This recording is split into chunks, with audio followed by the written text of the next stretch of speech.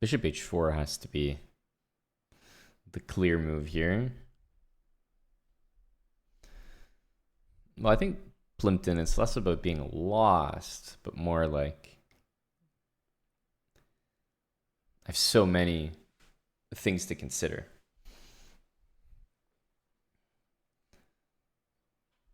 So many familiar paths. Bishop f4. Interesting.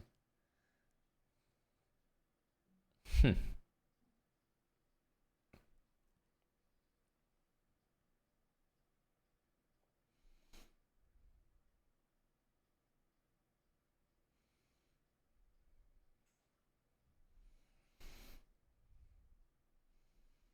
feel like this is probably the way to go. d5 usually works well against this. I'm just going to play b6 though.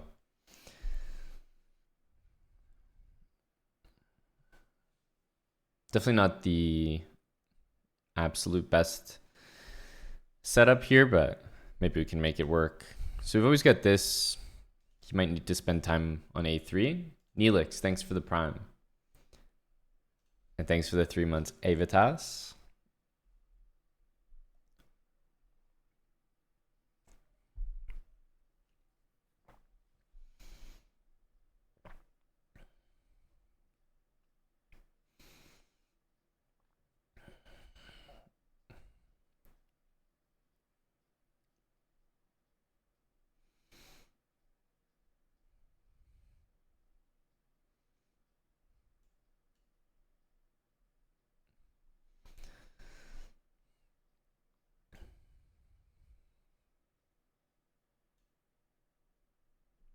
Guess we'll go a5. It's not like I'm not going to take on c3. I mean, I'm sure I will, but throw this one in there first.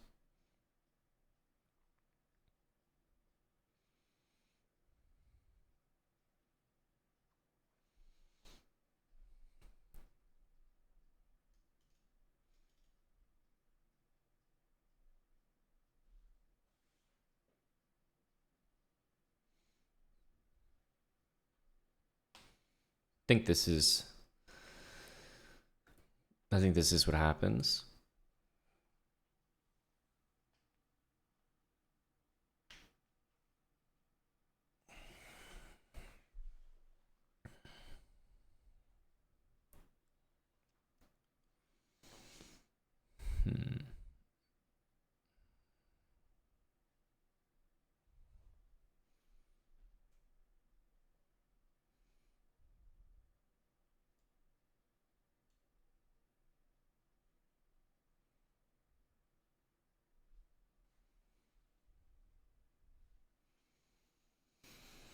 Unless I've got this one misremembered. I'm pretty sure this is like a normal thing, so they kind of have to go back. And obviously I'm pretty much planning to take the knight anyway, but I'd rather include the move a4 than not include it. So queen c2 takes, and at least I've already got the pawn there. Does a good job, I think, restricting the b pawn. And then I guess we continue with bishop b7.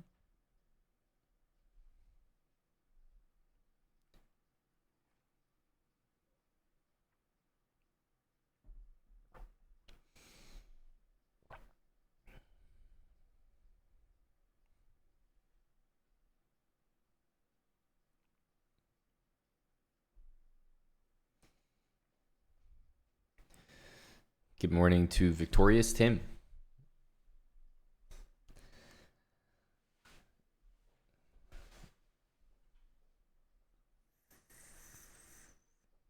Lars O'Drangen, thanks for the 2 months. Big 28 months from Eat Puke. Love that. And SOB, welcome back for 42.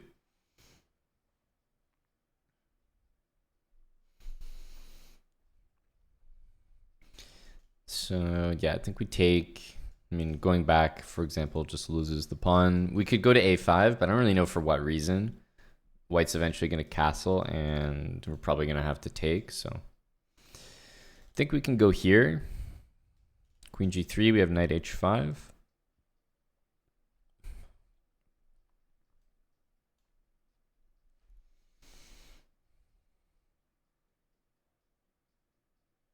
Play d6 next.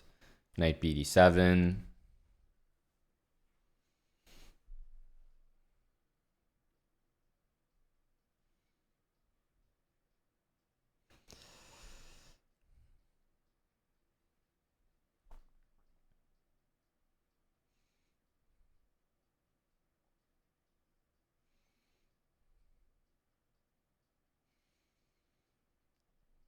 Okay, f3 is a very slow move.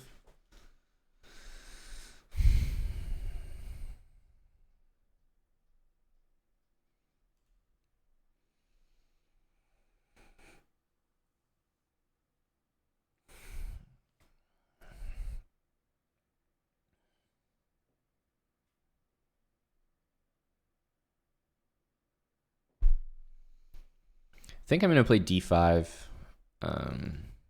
It's a little bit risky, but he doesn't have a lot of development. Normal setup would be d6, knight bd7, but I would probably do that more against knight f3, e3, bishop b2. I don't really like playing moves like this because this is the structure you really want to have with e5.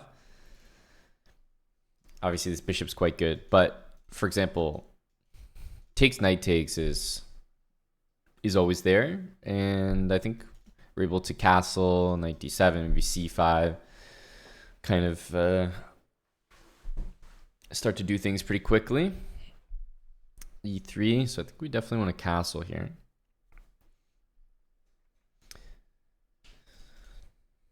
I may want to take, but I feel like I want to wait. Like maybe if the bishop moves, it will make more sense. And might be able to open things further.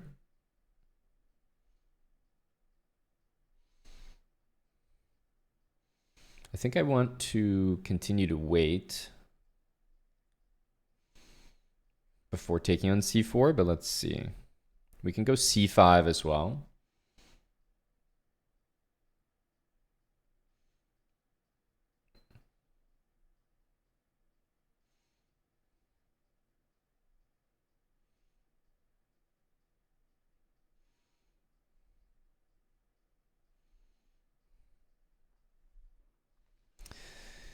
I think I'm probably going to play c5. It just feels like white's still a couple moves from castling, so let's go for it.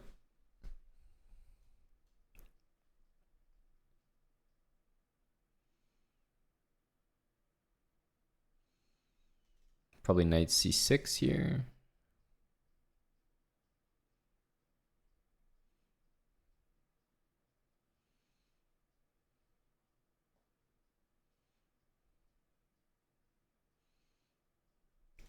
Could also try d4.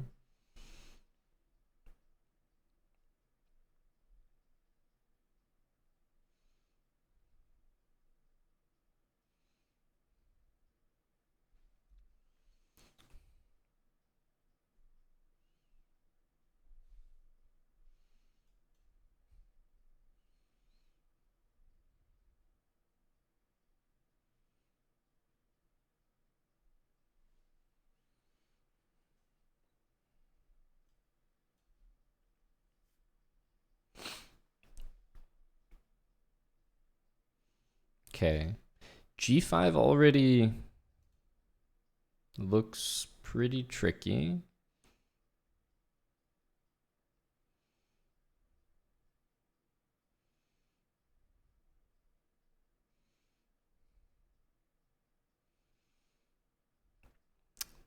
Think we want to go for it. So knight e3, queen c5, knight there, king f2 is actually not good, in my opinion. My knight kind of is weirdly trapped on g2, so we're not going to do that. But I am going to take. And then after queen takes c5, I think we can follow up with like queen d4 or queen a5 check.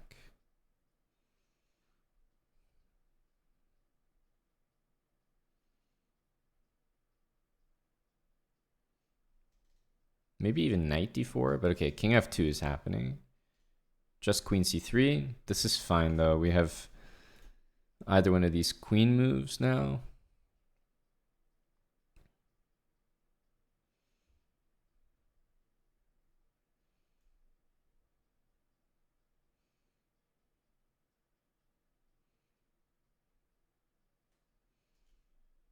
I don't think we want to take this. This looks fine though.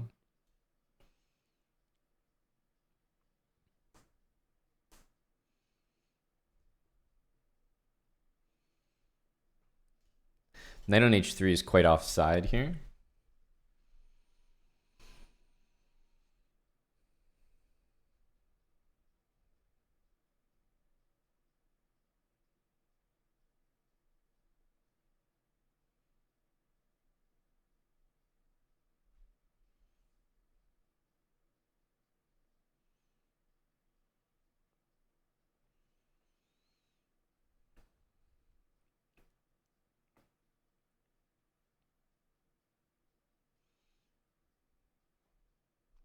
That's a bit strange.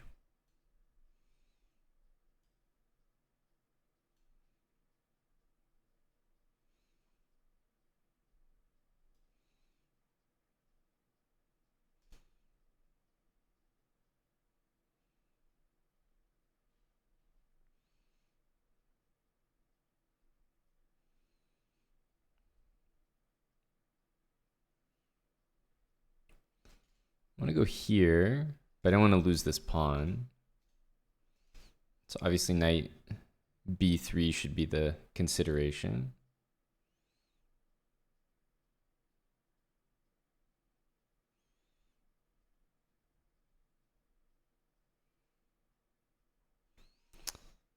So many things I want to prevent here.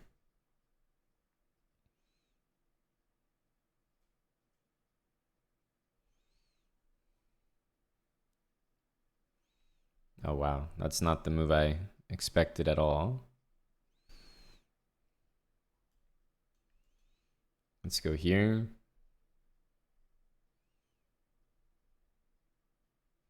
Okay, now we're in a pretty good spot.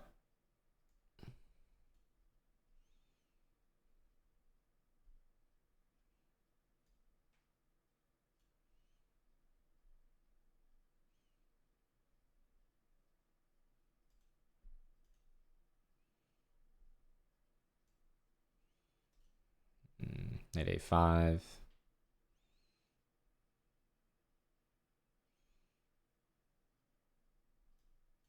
Just go here. I mean, pawns might drop, but should be okay generally.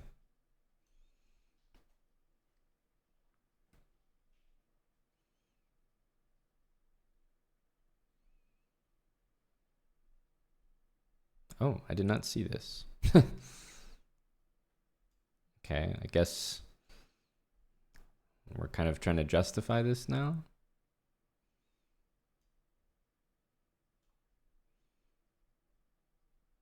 Definitely not what I meant to do.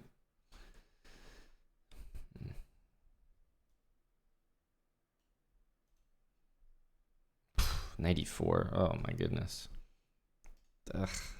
Everything's hit here. I have to go here now.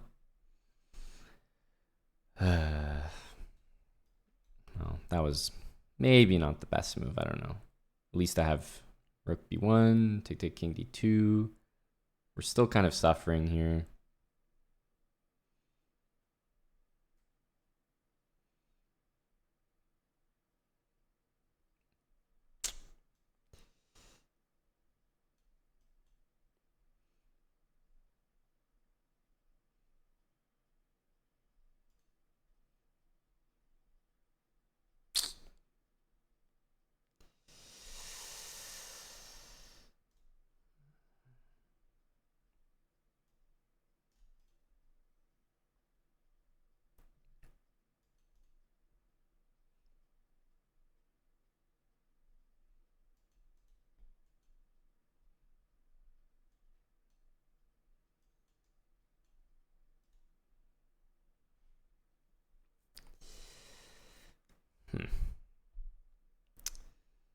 That didn't really go to plan. Bishop f1, I suppose.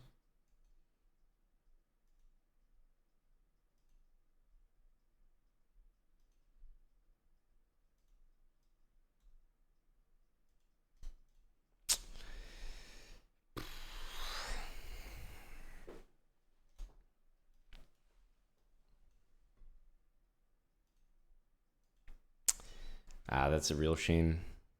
Real beautiful game. Messed up in time pressure. Or not even time pressure. To be honest, just messed up.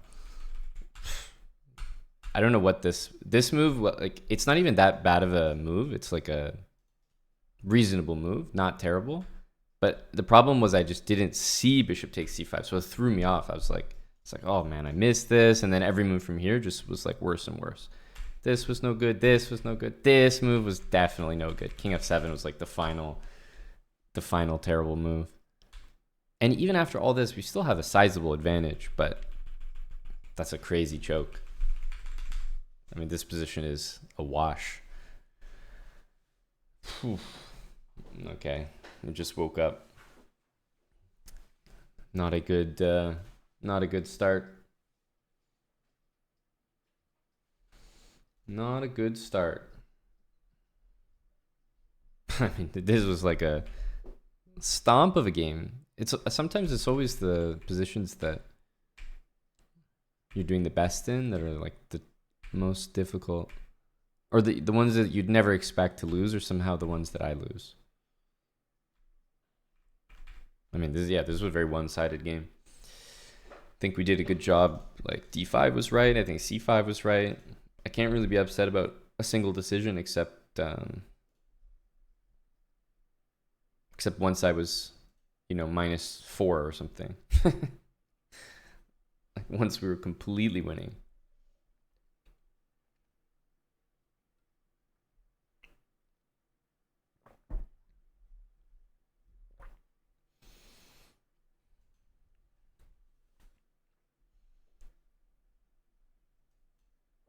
Glad you liked it, Signature Fro.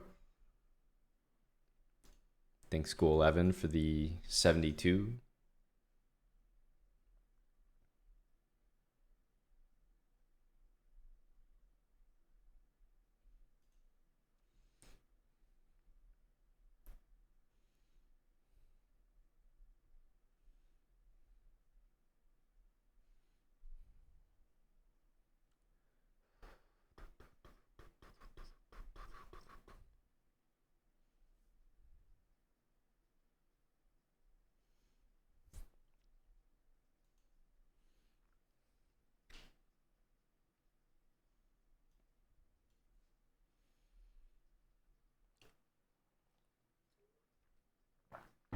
Yeah, to be honest, AB, I didn't even calculate that one.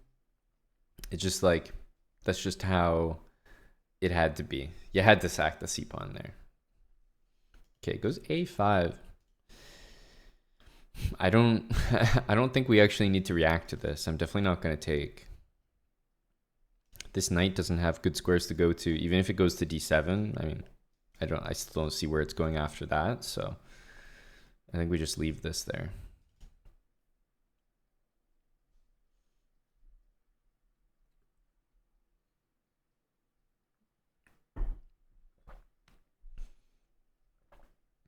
Yeah, we definitely have a better position here.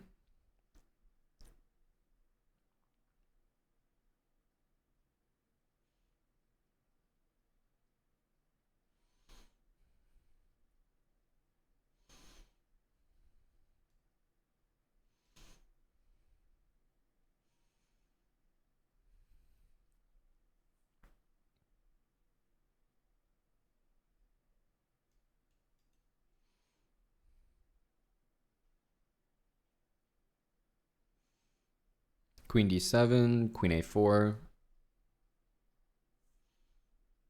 What's up, Pierre? What is up?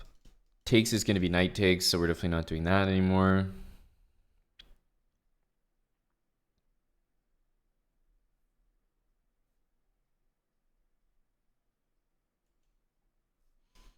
Queen a4.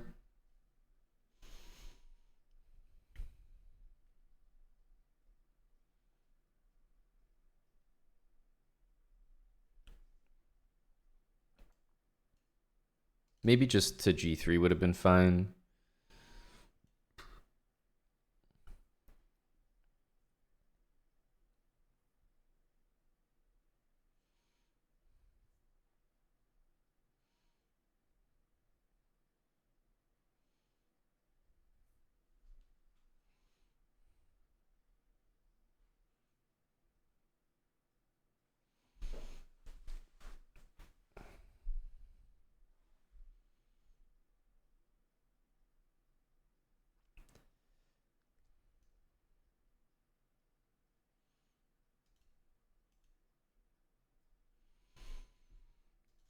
Takes knight takes looks pretty good.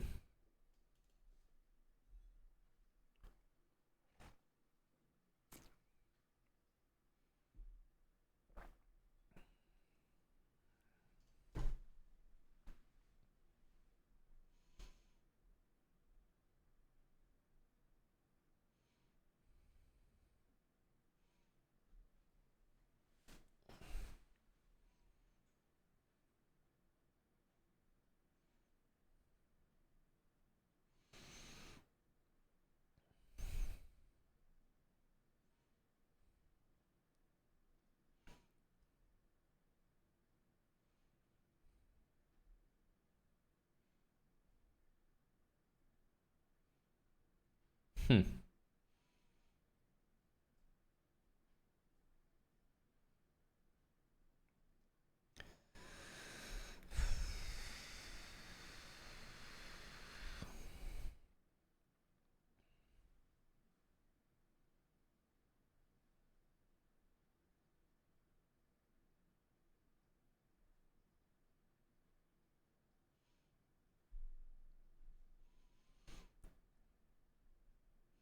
He's really handing me this. I feel like we have to have to take that opportunity.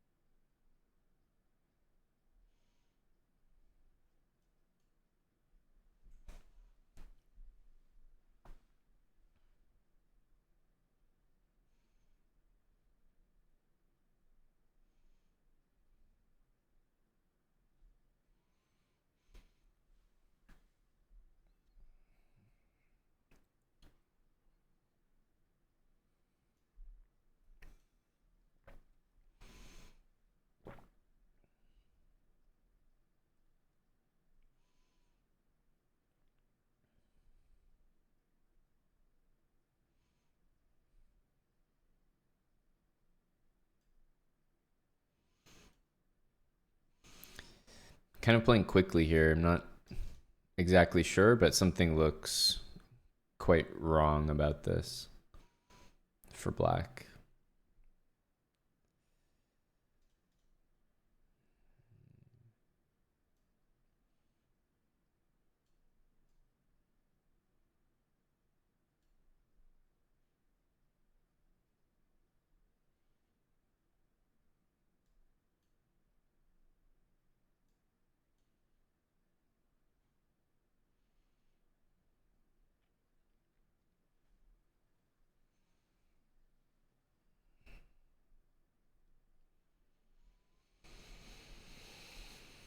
Knight f4.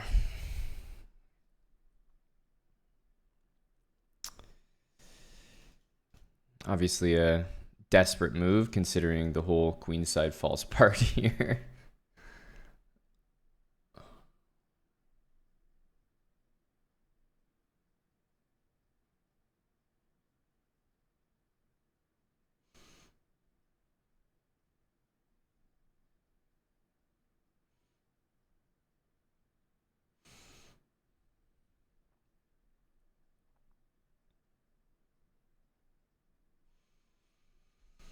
Queen d5 to g5, I think is the plan. Yeah, queen d5, queen g5. So for that reason, I'm liking rook ad1, which seems to get in the way of that a little bit.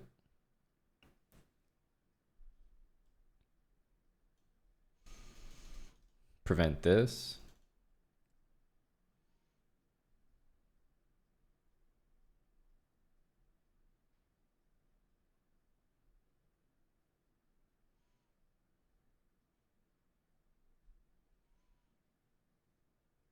Okay, here I was thinking knight e5 was the simplest.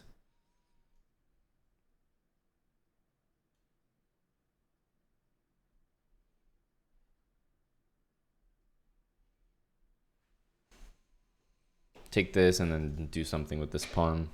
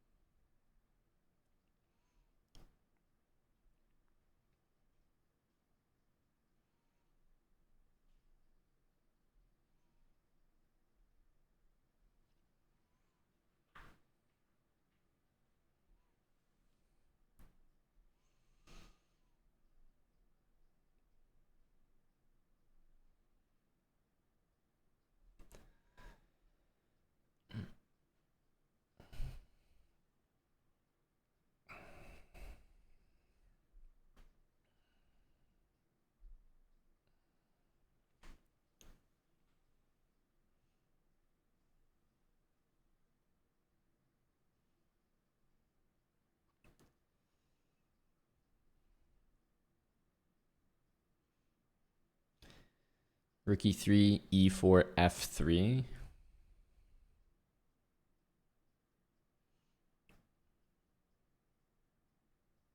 Looks pretty decent.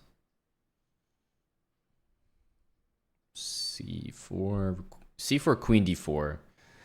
I could see why that's maybe not the answer, but I still think, as strange as this is, that it's the right. Like, I know e4 can happen, but I think I'm going to play f3.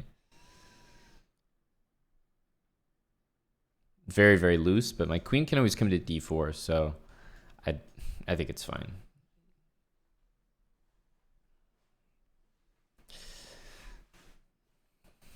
Yeah, I think we actually made the right call here. Rook e3 is pretty much the best move in the position.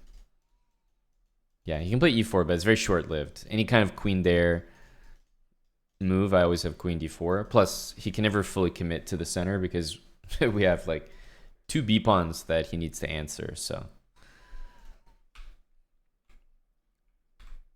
the pawn on b5 is very strong. I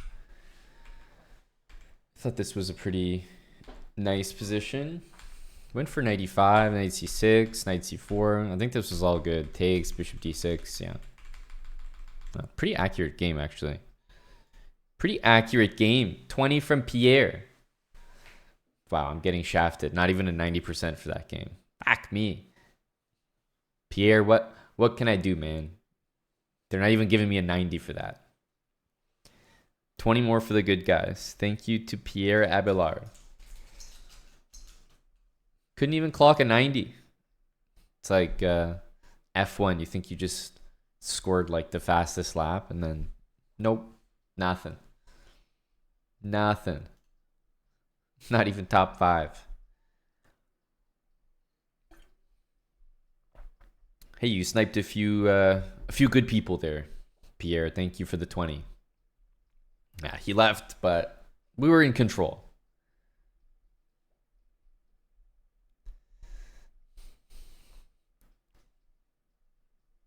Welcome, Robe.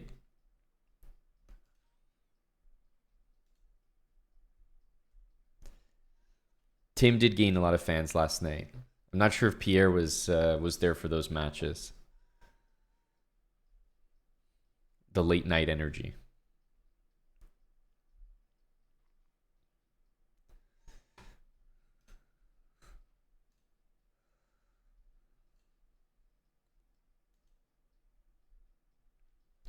Just late night shenanigans, Pierre. You know how it is.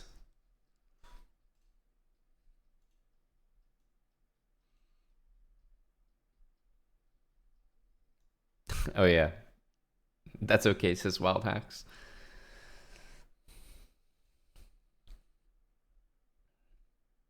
Although you won the last game, that's interesting. At 3-1, I guess, first to six.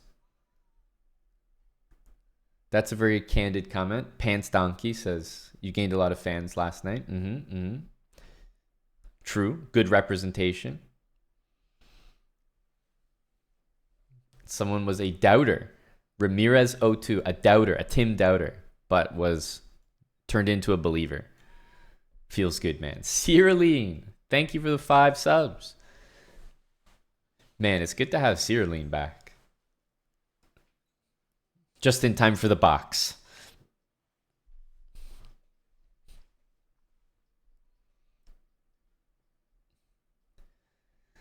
Cyriline Law. What are the life updates with you, man?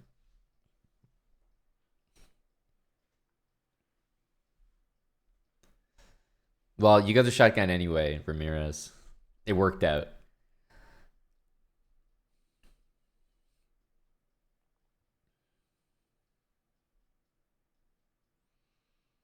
And AD2 is such a funny move to play.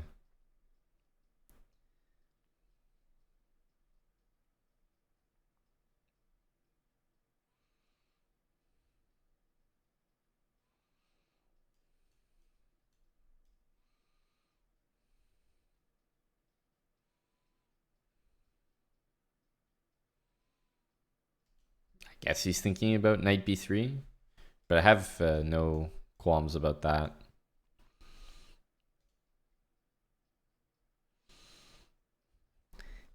You went through 3 jobs and a whole girlfriend in the time spent away.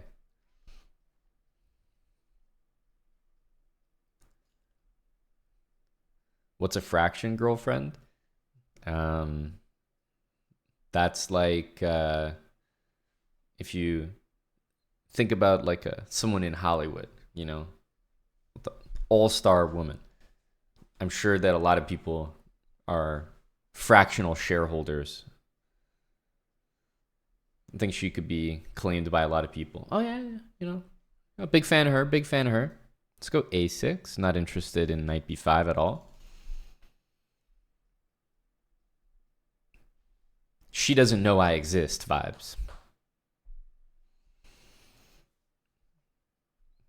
Damn, 3 jobs, and have you landed one now? Are we on job 4?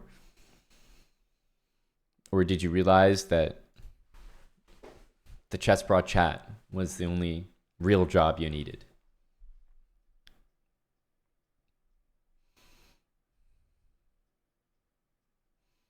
We could go here. I'm not really sure if there's any particular benefit.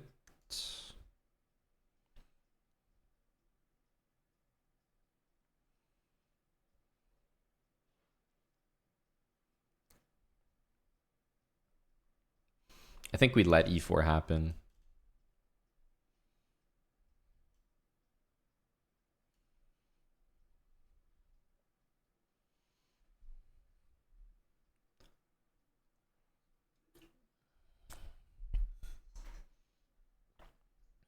Thanks, John Galt, gifting a sub to Fly Google. And resubbing for 3 months yourself. Go, John. Okay, now I'm thinking about this.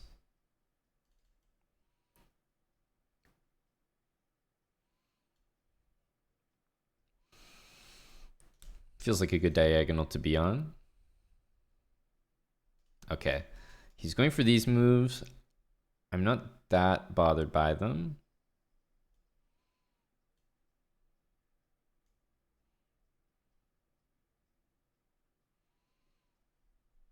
He's like setting up the typical like Marazzi position, but wow. Okay.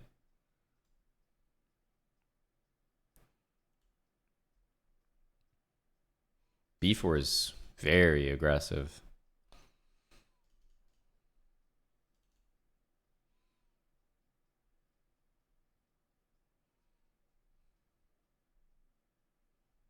Bishop a3?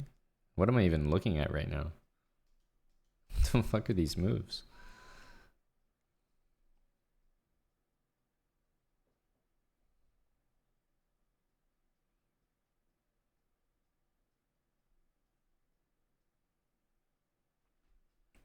So takes b5 and knight c6 is supposed to justify this whole thing.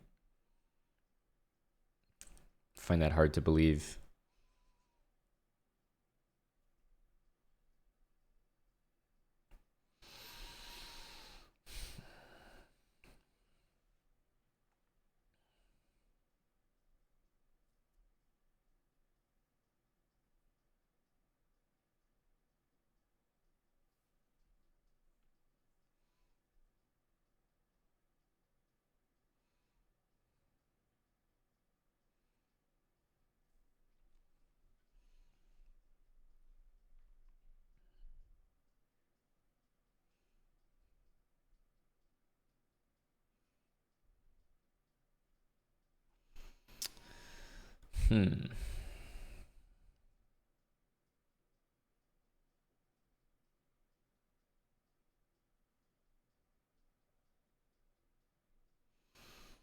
Takes b5.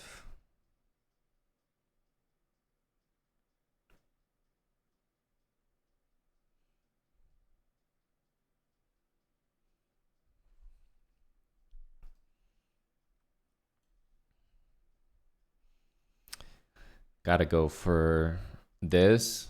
Feels correct.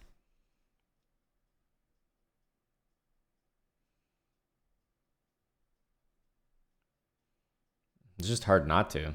Nicola, thanks for the 1,000 bits and 64 months. Tier 3. Well, there's a way to start my day. It's a good morning if I've ever seen one. Avi8642, thanks for the 2 years. TJC 2000, thanks for the 22 months. Everyone's here. What's up, Eddie? Tough position because takes and knight b5 is a threat. I'm just going to go ahead and play this move. We could take with the king. It didn't even occur to me maybe knight takes is the way to go, but I was going to take with the king. Savage Grandmama, thanks for the 11 months with Prime.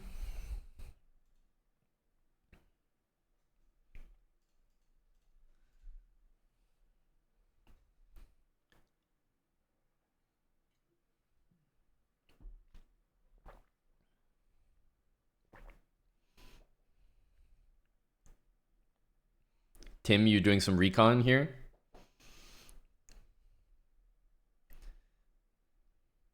No, the Kazi, but believe me, I'm expecting it.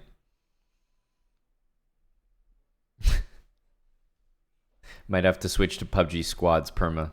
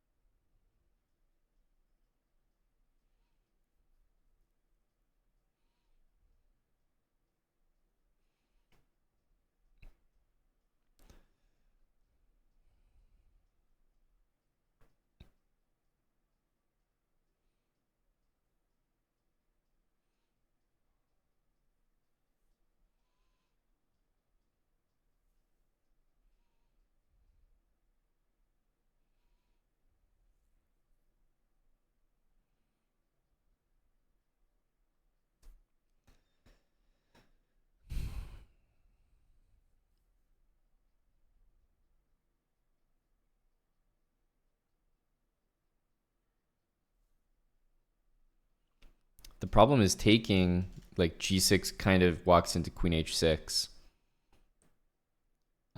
That's actually really annoying.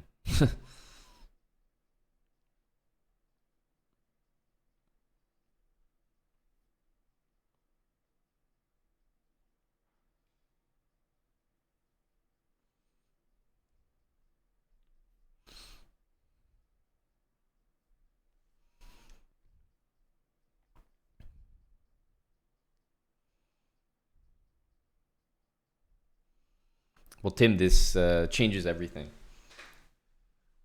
Now that you've told me that, everything is starting to fall into place. It all makes sense now. Rook c1 takes, g6, queen h6 is a problem.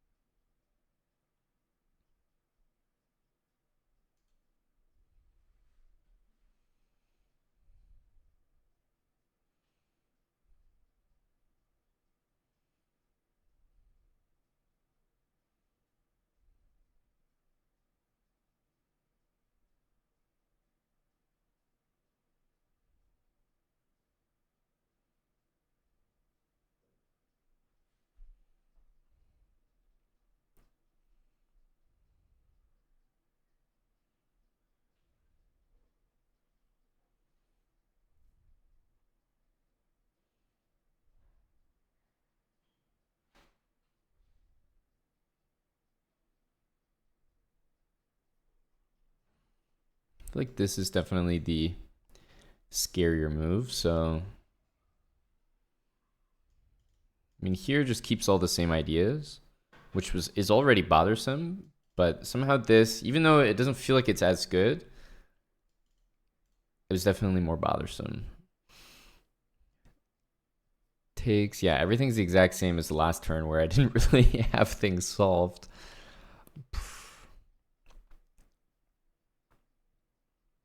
Like I feel like I have to go here and then here, and that's so sad. That's so sad.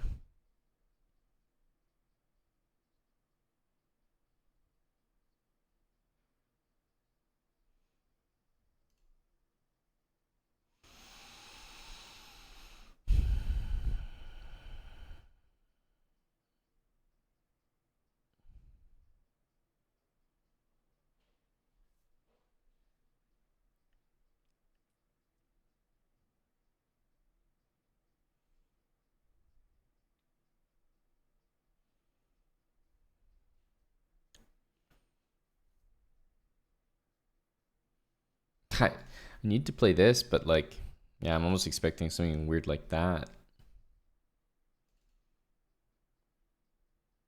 I feel like we would just go h6 there.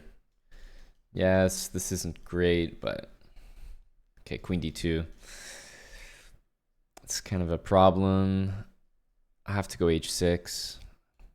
I can't deal with queen h6, and I need to play g6. So unfortunately, queen b2. Okay, I'm sure there's an issue with this. Queen b2 is such a specific move.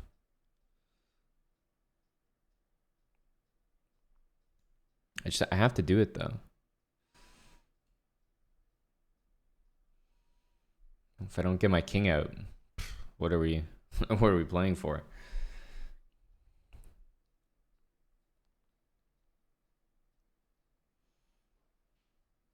And I can never really feel safe on e7 because there's always knight c6, so gotta put my king literally into this, which does not feel good.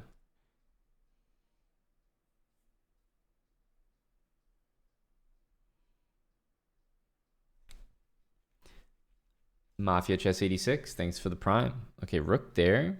Definitely not a move that immediately scares me.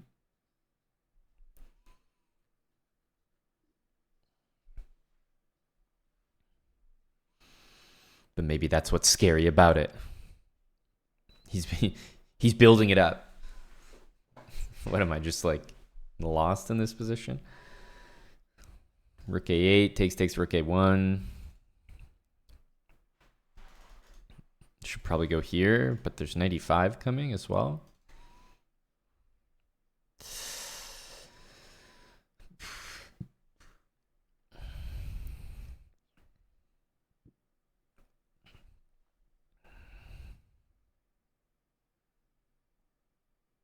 Jeez.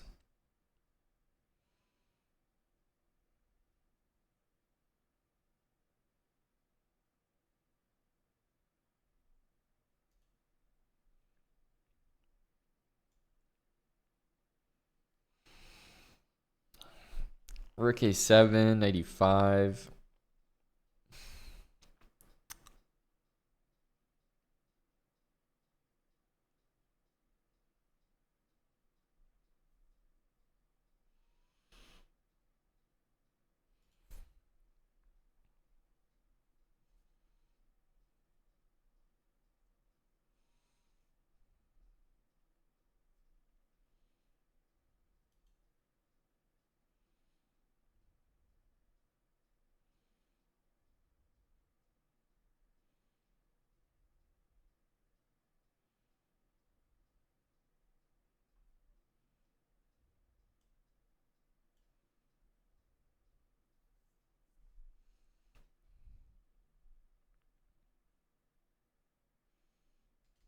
I want to go here.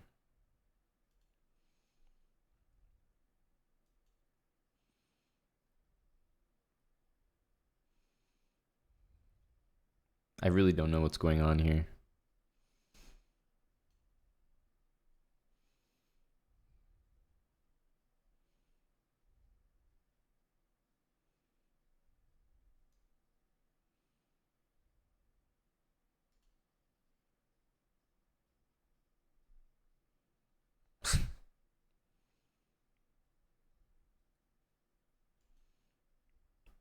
I feel like I can barely move.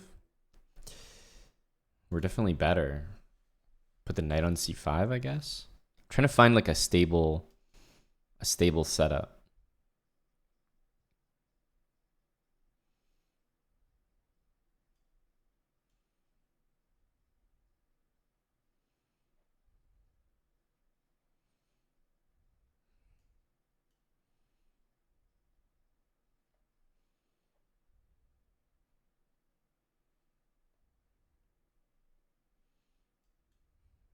We're not finding a stable setup.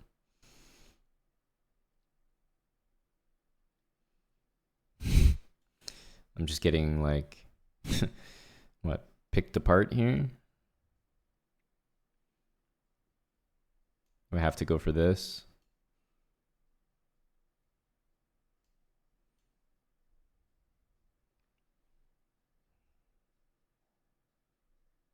Jesus.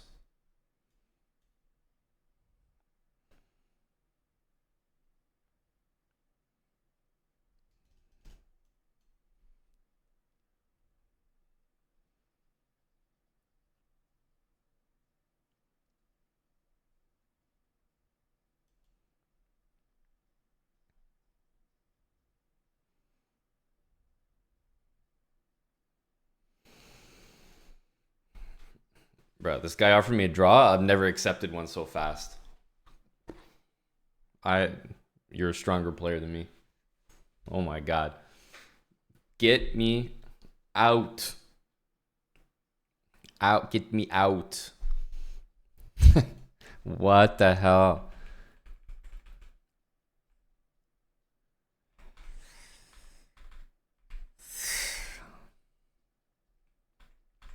The way this guy just played like these 3 pawn moves and then bishop a3, no regard. I was like, what the? This was very professional. Because the opening was like very bad.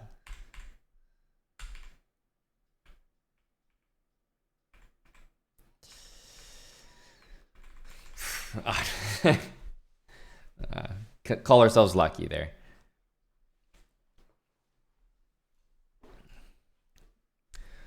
Call ourselves lucky.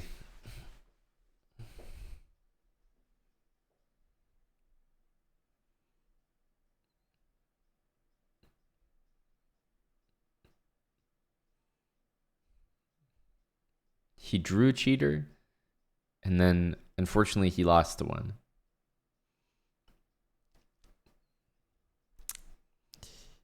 Beat another cheater.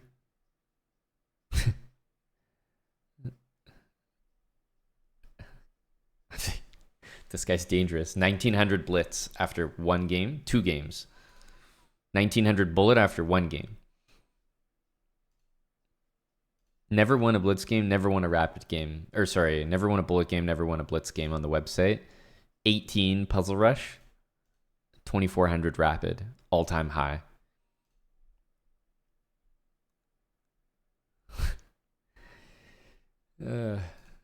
Dangerous accounts. Just that he's a rapid specialist, guys. You don't understand. He excels in the rapid time control. T Boyles, thanks for the 34 months.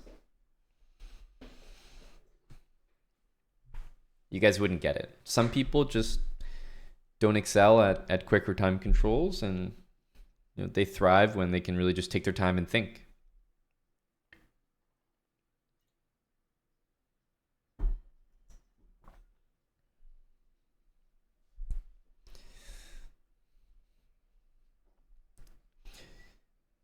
Yeah, it's true. His name is I Am a Machine. And the Weeb avatar is there, so I think it all checks out. The story's coming together. With Prime, can you sub to a new Twitch channel month? Same person every month. You can pick and choose Mafia Chess. It's manual. So every month you have to come back and decide where to put your Twitch Prime sub, which is why when you came and used it on this channel, I know it's a decision that you actively made. So thank you for that great choice.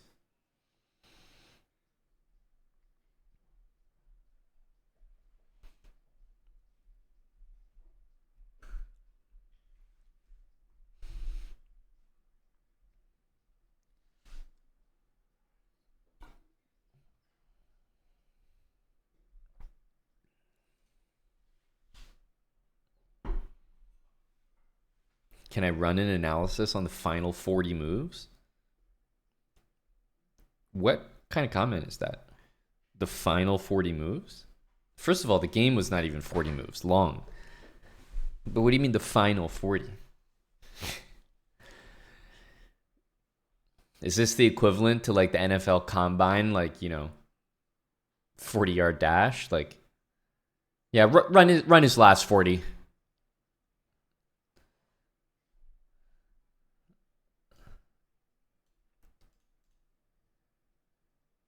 Is this a Johnny DJ specimen?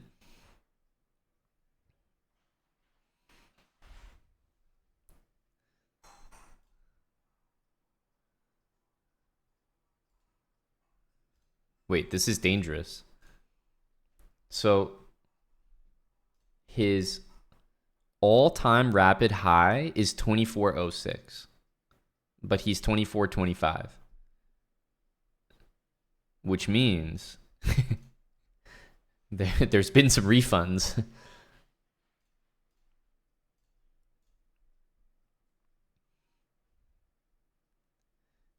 I think he got some refunds here.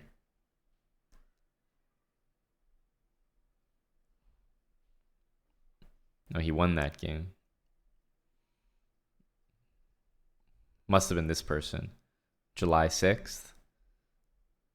Yeah, so he last played Rapid July 10th. This makes sense.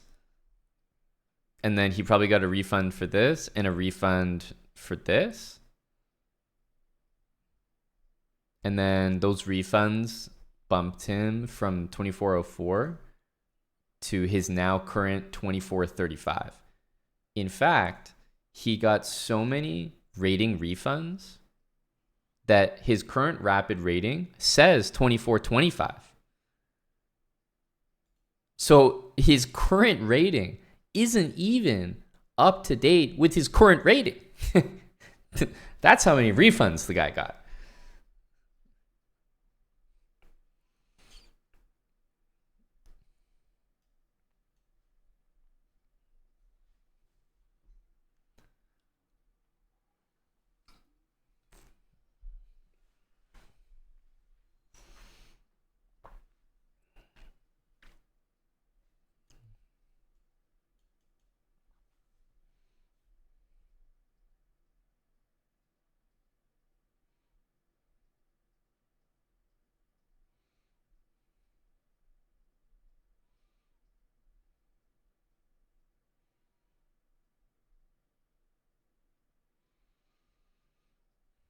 Let's see what he does here.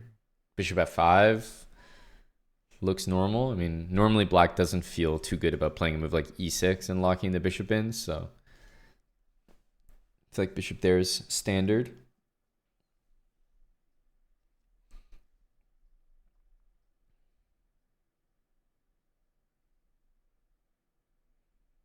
Mm-hmm.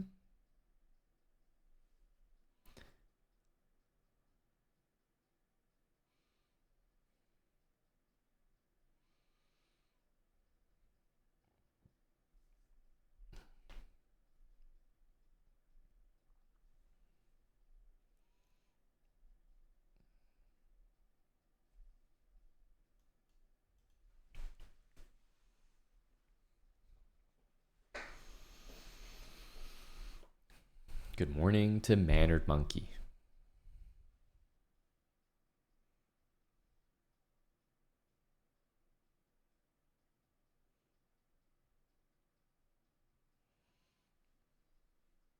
Heartburn, thanks for the 44 months with Prime.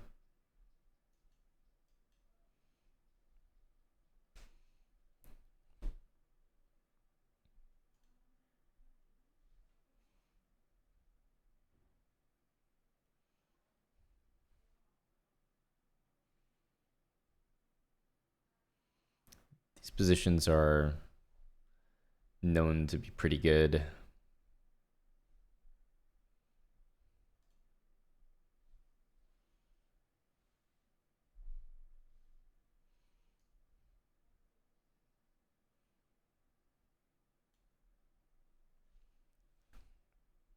So knight d6 definitely looks good, but Takes 94. I'm not sure how good it is. Okay, 94, we probably would go back to g3 because bishop f4, g5 doesn't seem to help at all.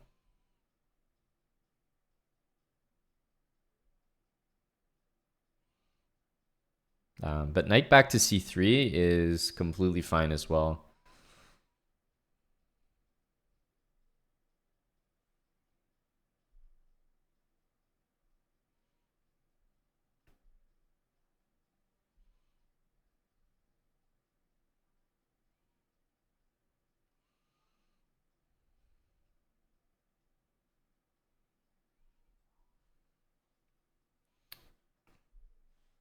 I think we won knight d6 though. 96 takes 94. Gotta move the bishop. Bishop back to g3, I think.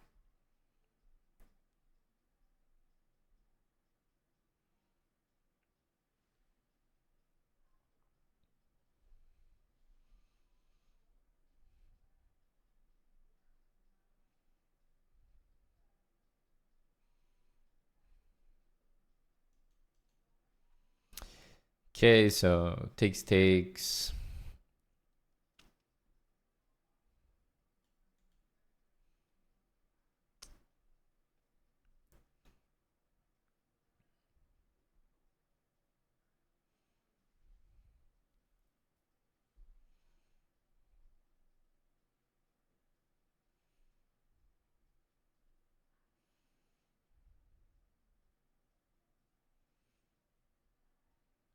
Most likely he'll castle. Hard to imagine another move, but okay, there's e5.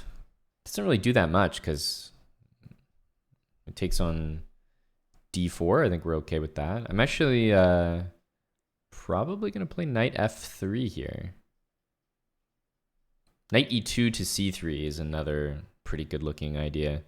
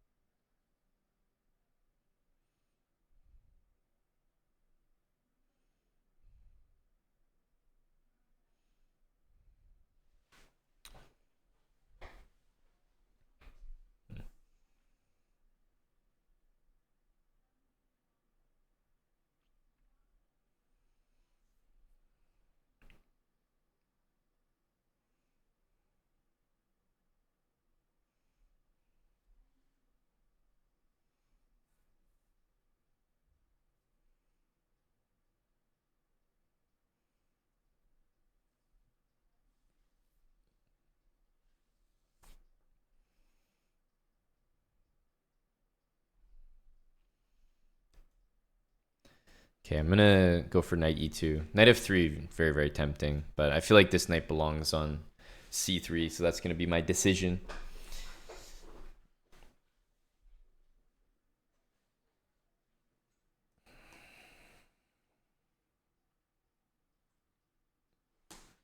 Okay, knight c3. Take rook e8. I think we're okay with king d2. Hey, Cyrilline. I am. Yes. I suppose that would be a change since last time for you.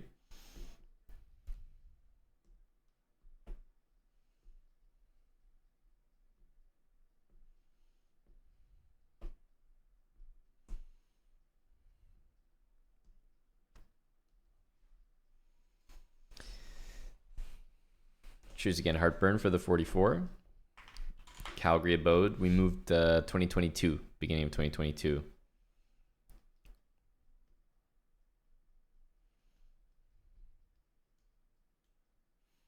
Would have gone bishop here, but didn't really want to deal with that. Yeah, knight f6, we just play f3. This is a really, really nice move. Covers everything. Maybe g4 in the future, and yeah, feeling pretty comfortable here. I think he's going to put the bishop on c6 and just try to hold, but we're in a really good spot now.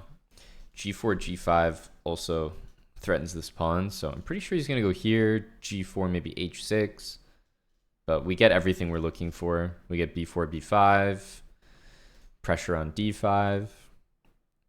We should be able to build things up slowly here.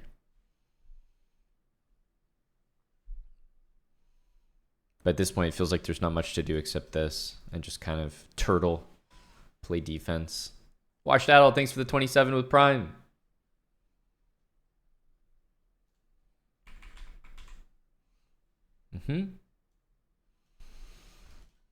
This probably will happen. Okay, might play bishop there, but most likely this, and we do see that.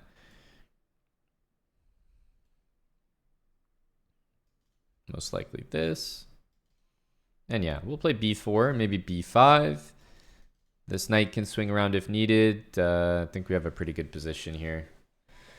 Hannah says, thanks for the raid. I actually saw like, I think right when we were ending our stream last night, I swear Hannah was starting her stream. So wait, has Hannah been live for quite a long time? Because I thought I saw, as we were ending our stream last night, that Hannah was about to start hers. So maybe it's been a while. Thanks for the raid.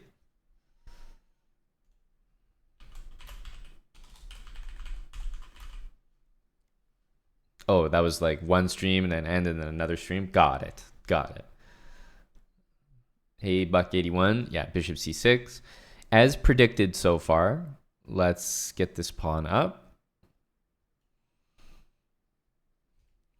We can always trade one pair of rooks. I feel like we want to have at least one rook on the board, though.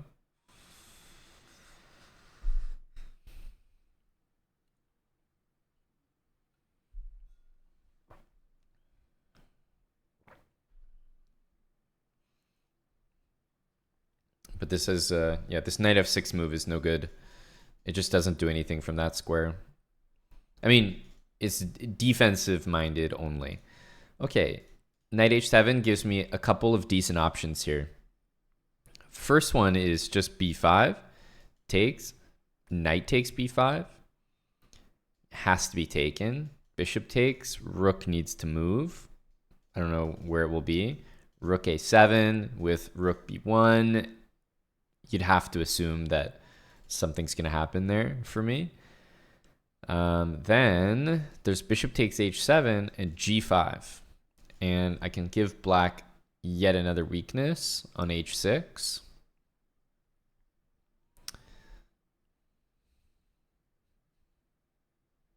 But then I don't really know how we break through after that. Looks very good though. Could just target the weak pawns.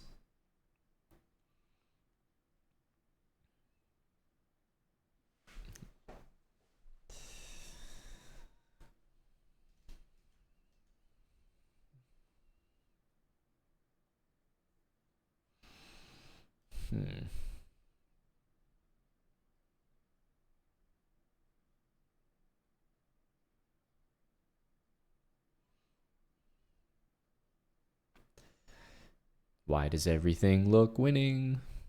I'm going to take the easy approach.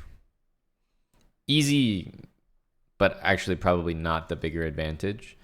I think b5 was very straightforward. I'm sure that's what the engine would want. But this just looks, I don't know, everything's on a dark square. It seems easy, but it's also a little bit lazy. But I know we're going to get to take. We undouble our pawns, so we get rid of our, I mean, I guess weakness, let's say. But we're also able to target our opponent's position. I have to say, I didn't even really see this move, to be honest with you. And mainly because rook g6. I wouldn't really be too upset about any move except maybe rook g6 is annoying.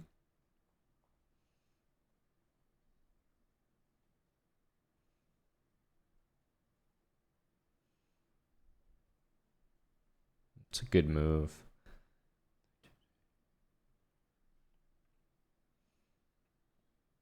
He still has trouble moving though.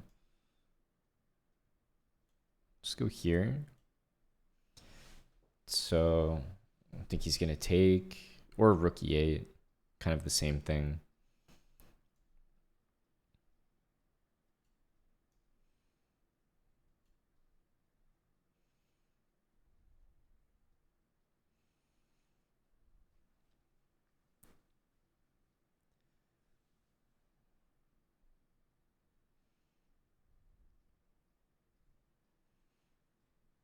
That was a good move. I didn't credit that move enough. The nice thing is if he moves away, at least I can still detach those pawns a little bit, but I think we still have a chance to win, but it's definitely not a serious winning edge right now that we've got.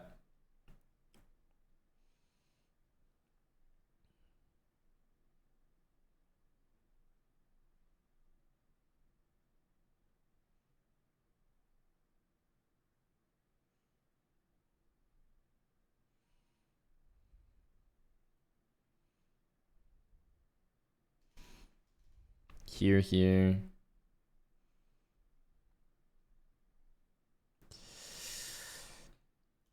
We can't do it, can we? It's not good enough. Have to take, sadly.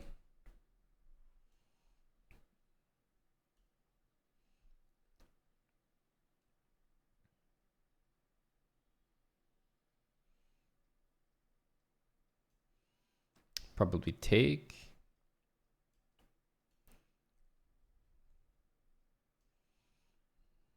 Need what? Knight e3.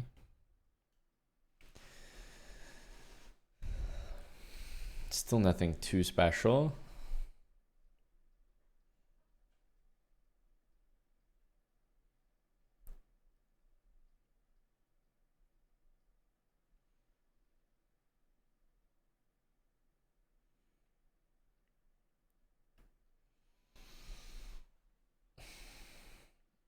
We kind of have to try this.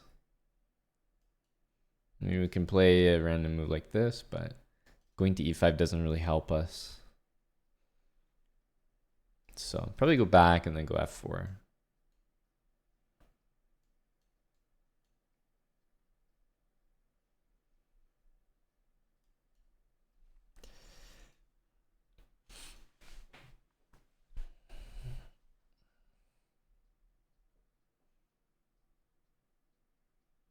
We have to just try to keep like outflanking the king, like bring the knight here, go here.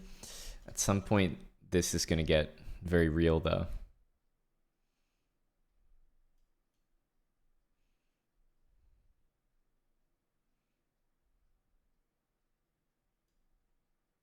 Okay. No, well, this move would have won the pawn anyway, so kind of a shocking blunder.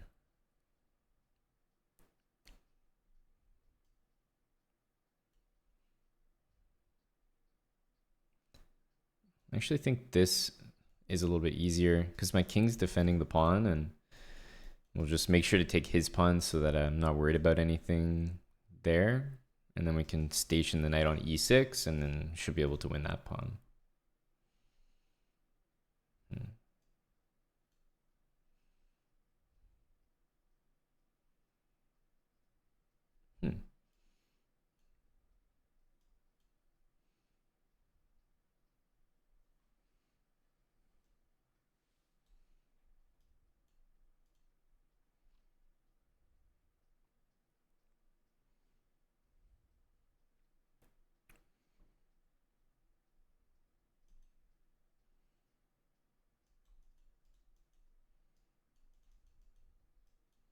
Whoa. Where did all that lag come from?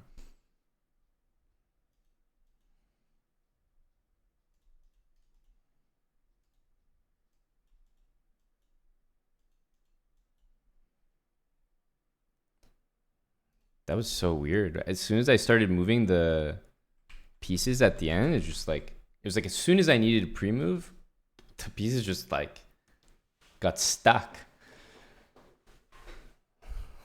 We'll take that. We'll take that.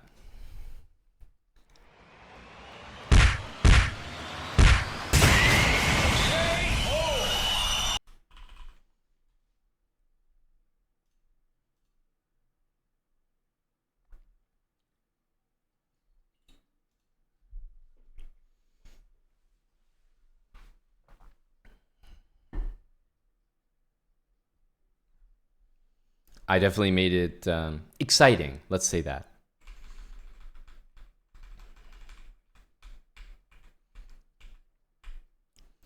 Yeah, I mean, king here looks like the move because I can't really commit to this plan of invading because black's going to go here and the bishop will actually do a better job in that position than my knight. So I would probably have to like return to e5 and not let the king invade. But obviously this is, you know, the worst possible move.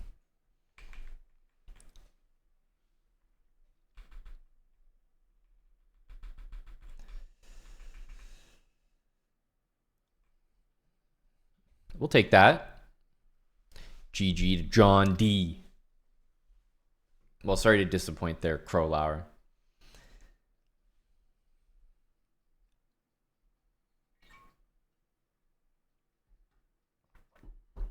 My coffee person? Yes, definitely. Apart from being a coffee person in the sense that I like to start my day with a coffee, I'm definitely a coffee person in the sense that the flavor of coffee, I think, is elite. Anything coffee flavored, I really, really like. Just like coffee flavored. Ice cream, very, very tasty. Espresso in any kind of form. Espresso, just coffee as a flavor, I think is quite good.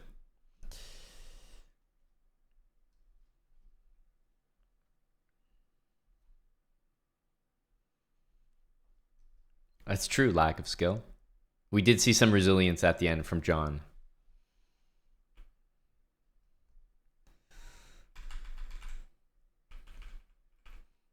Yeah. So knight c3 might be slightly better.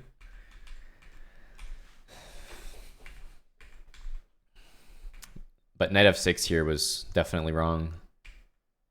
Yeah. I mean, maybe not the wrong move. Maybe it's the best move here, but this position is good for me. And here, I knew b5 was the right way to go, as expected. But to be honest, I missed rook e6.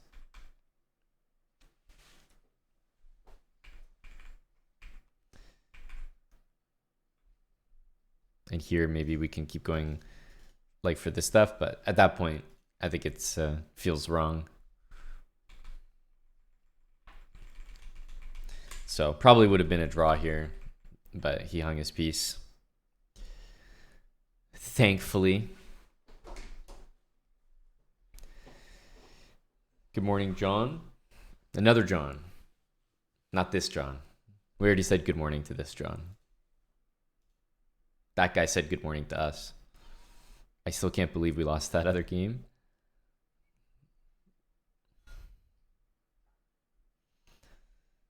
Knight a7, rook d8, c6. Yeah, but knight a7, rook a8. What's happening? You're just going back to b5?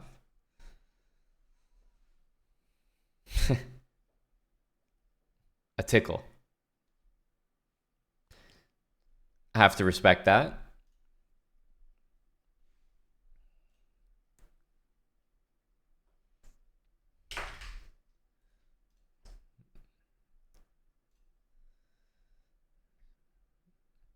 Tough leaderboard here.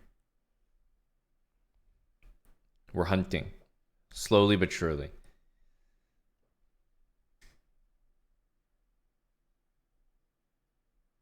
Hey. He's escaping us. Remember this was our target back when he was down here? Okay, Tang will have to be our target now. One step at a time. He's running away from us.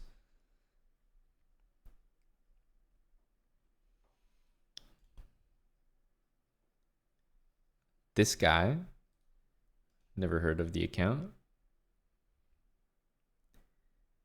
Guess chess game. Fed up with cheaters. We've played, but not in rapid. Interesting. Interesting.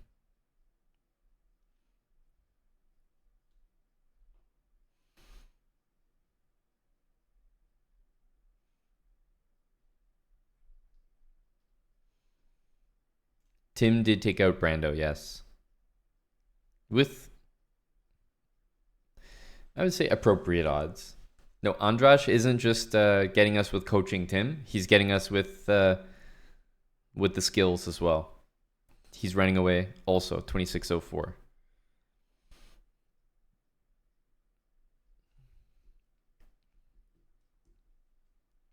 Okay, good to know who's in front of us.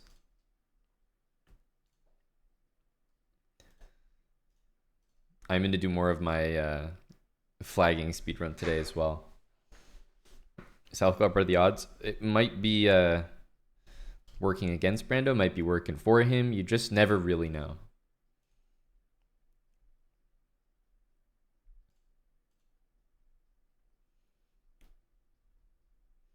Oh, the Weebs are here. But that's a 2012 account. Has to be, you know, what are you really going to have a 12-year sleeper account?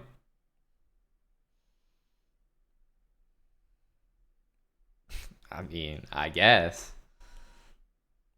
Snoopy, the answer is yes to that question. If, and I assume you are going by the standard metric of chess.com rapid rating.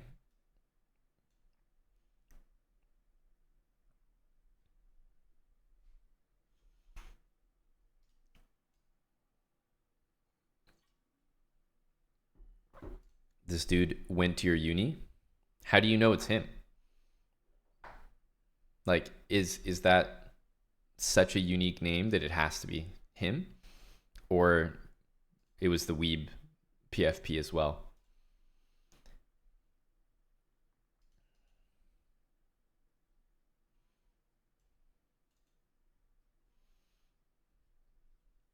Oh, same account. Like you know his chess.com account. Okay, that kind of gives it away, yeah.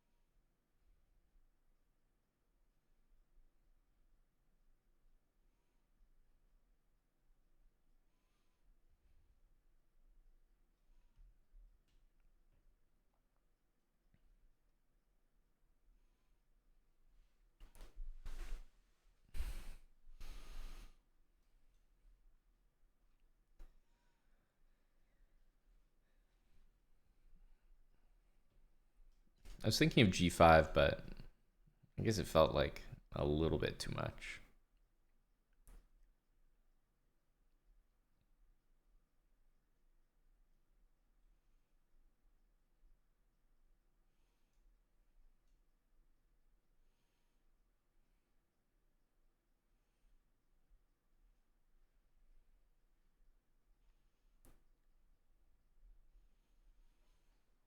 I've heard that name before. Scarlet, yep. Yep.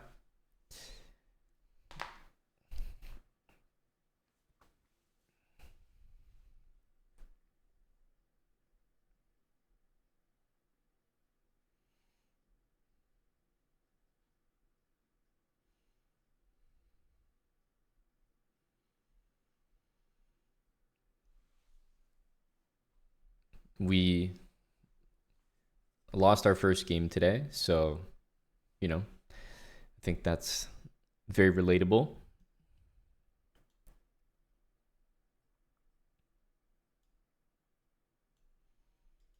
Get castled.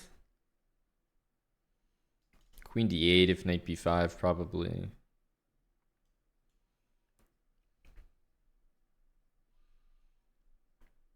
You know, if knight here, obviously we'll win a pawn, but it would threaten e5. For now, I don't think e5 is dangerous.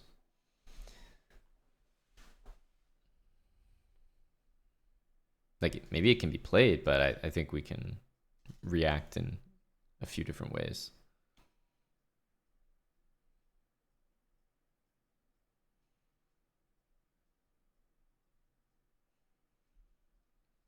It will be courteous Rex. That I assure you.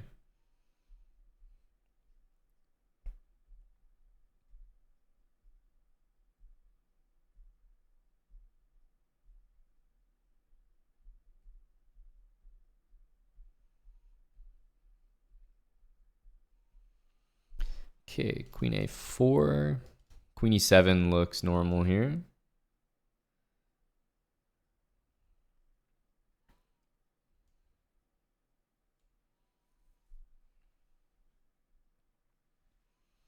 We could also go rook d8, but I was under the impression that my queen actually doesn't really belong on f6. I don't really like it there. Like, I want the bishop to be able to see the board. Okay, rook d1.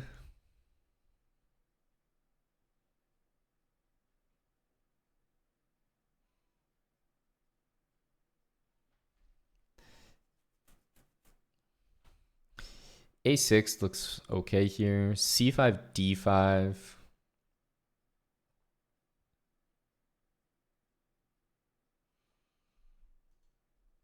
Yeah, I want to also be able maybe to play rook a d8, so I don't want the pawn to be hit.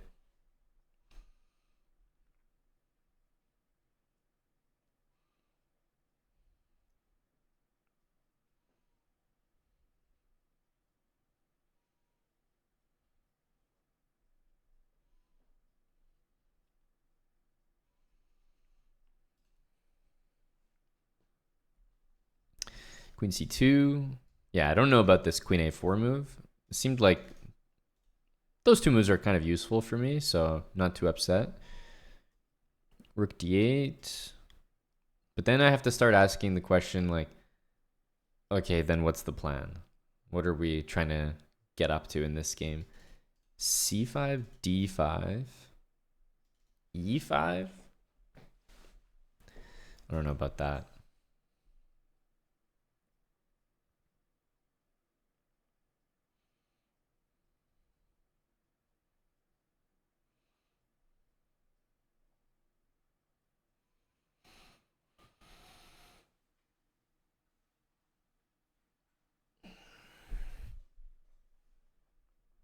Because, like, great, I can play this. He's obviously going to play rook e1 or something. What comes after that?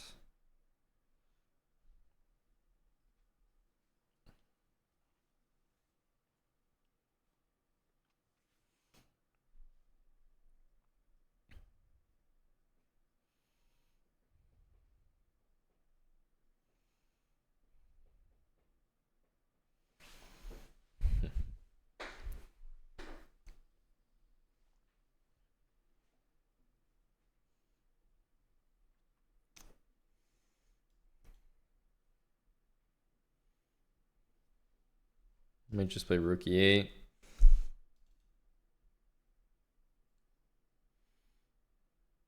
This feels like a nice move. The one thing it does do, though, is it means I can't play e5 that easily because knight d5 is always a problem. I have to take it because now I can't play queen d8. And taking and allowing this pawn to take is actually really bad. FK Gone, thanks for the 46.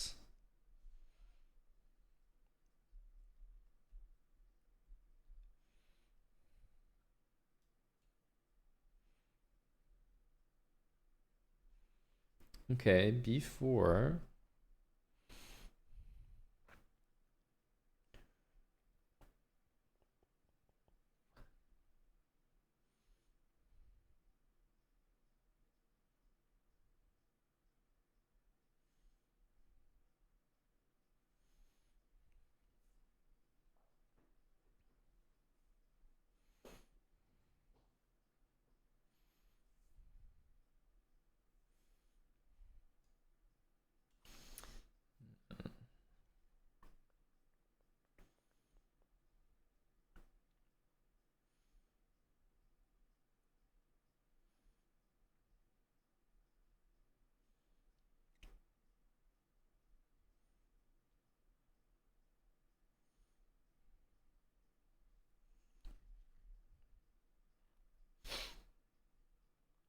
Hmm.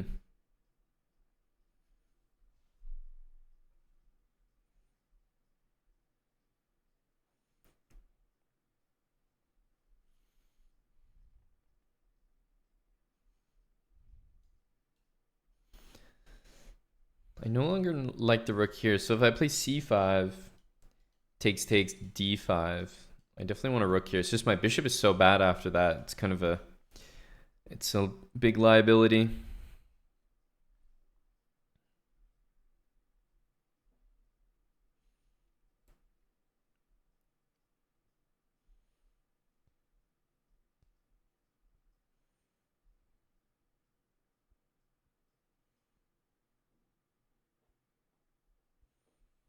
e5 loses a pawn at the moment, I think.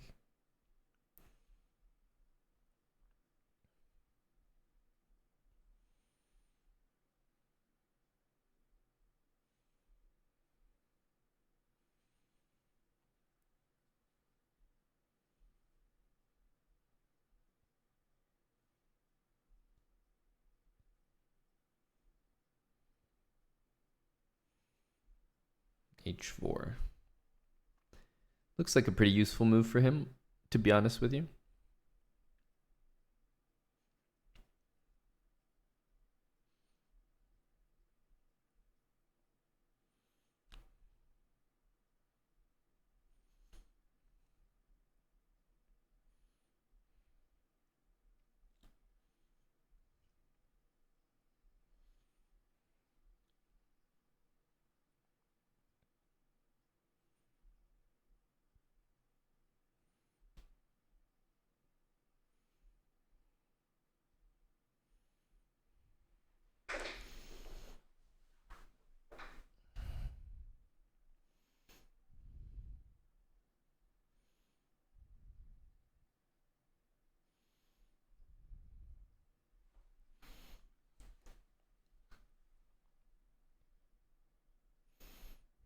Hmm.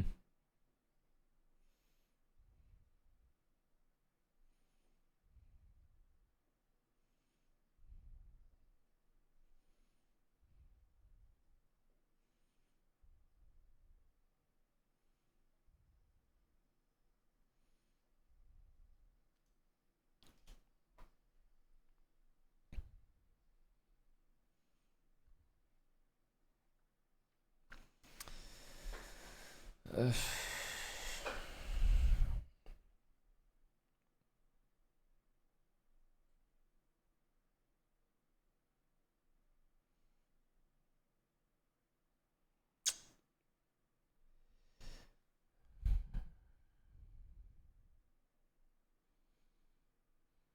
there's a small problem with everything.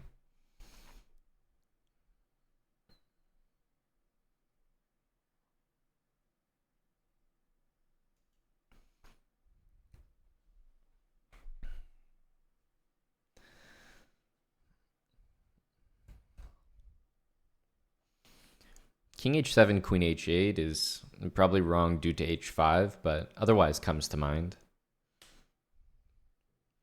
Hello, real Jesse James.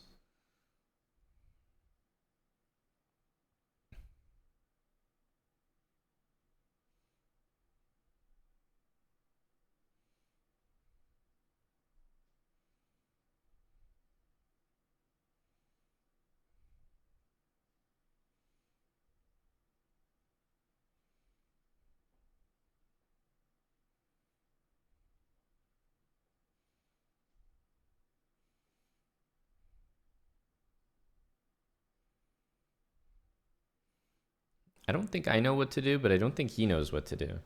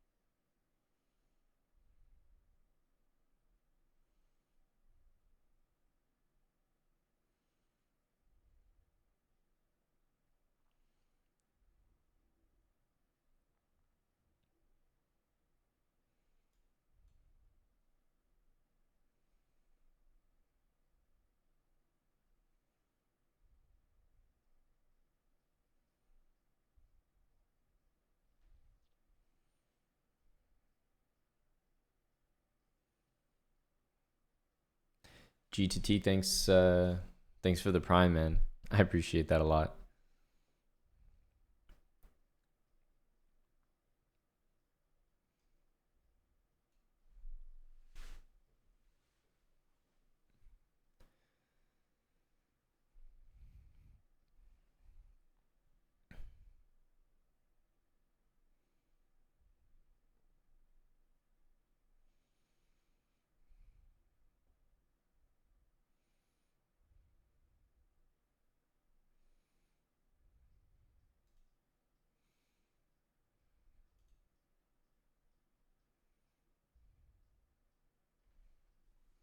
Okay, 92 is kind of vacating the queen side. I'll definitely play this move. Okay, now I'll play this move.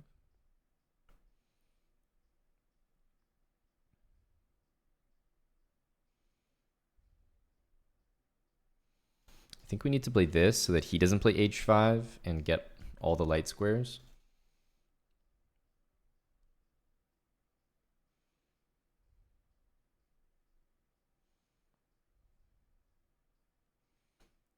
Might have to take that, otherwise he'll go here and it's just, I don't know, easy to play.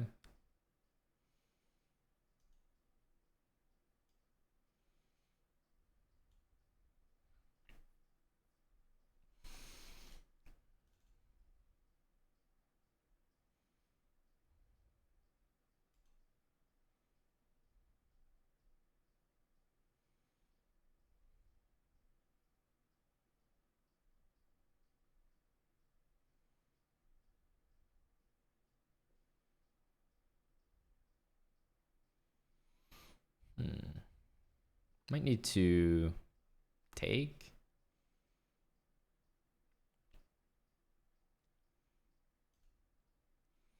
Don't like to allow this, but I think we can tolerate it for a move.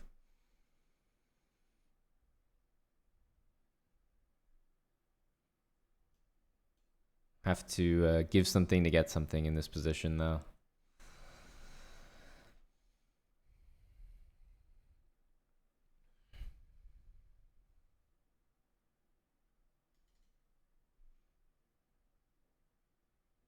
Bishop d7.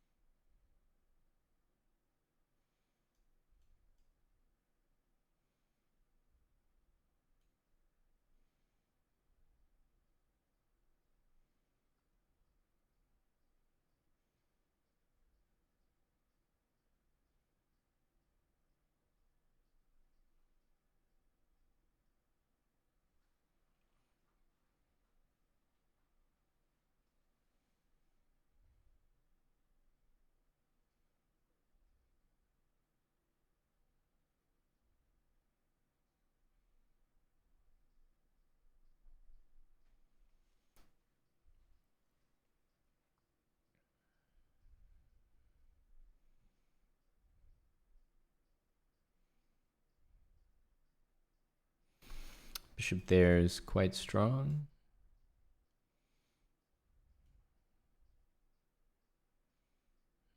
Oh, I didn't actually expect it right away for whatever reason.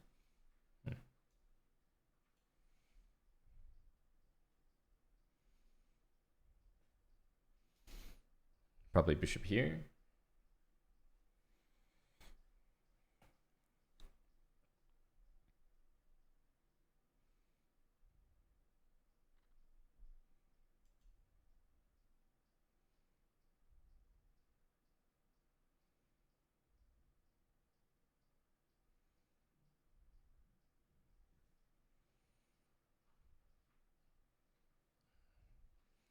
I have to just navigate this position. Are we going to be able to?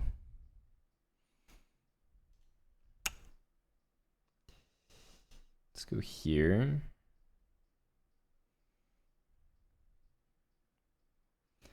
Knight f7 was, I think, working there. Yeah, it looked pretty good. So e6 is going to happen. We're down a pawn. If we trade queens, I think we're in good shape.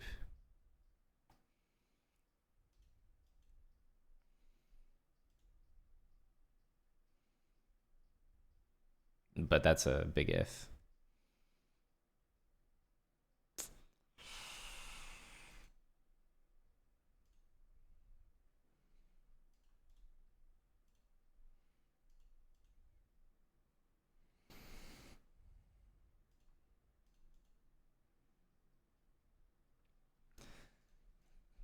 Fortunate that he wasn't very fast.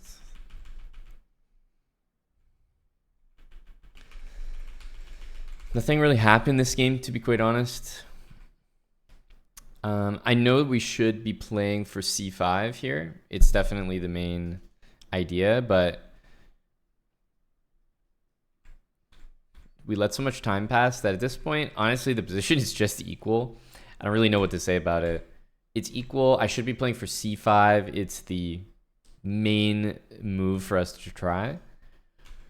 But I just never really got around to it. And then this was good.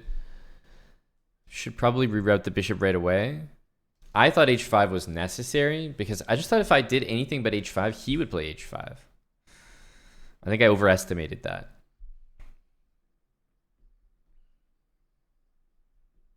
No, not at all, FK gone. He knew that I wasn't committing anything. He was trying not to commit anything. Like, this was very bad by white, so I was happy to see that, but I didn't react, you know, in the absolute best way here.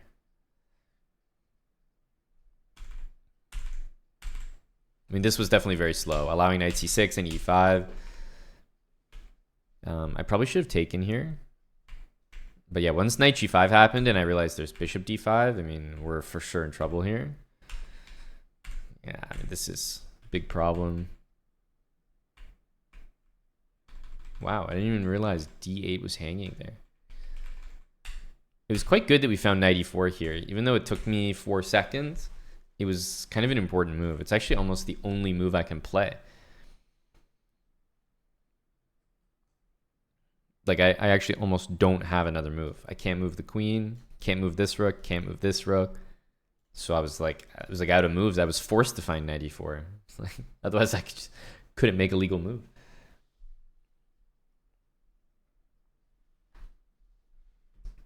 Hello to Jimmy.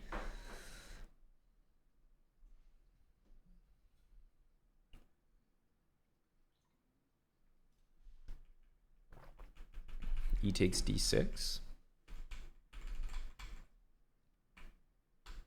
Here? But I'm just taking on e1 and taking. I don't think that was working. I would have been happy to see that. I don't think I had to concede. Bishop h6, I mean, if I don't play bishop h6, I don't really know what I'm doing.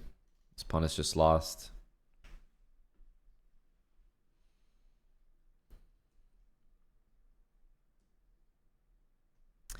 Yeah, definitely fortunate at the end. But the whole game was just nobody doing anything, so who could do nothing for longer? I refused to play like what the position needed, which was c5.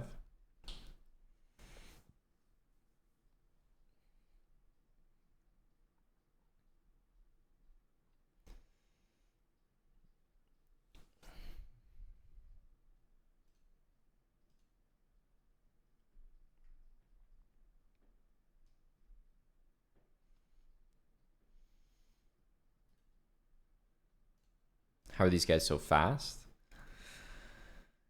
I don't know if anyone showed speed during this game. There was no speed on display here.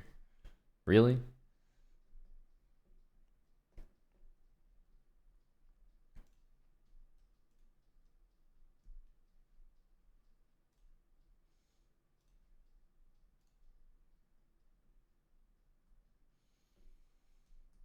Energetic music. Yes, I'm looking for another game.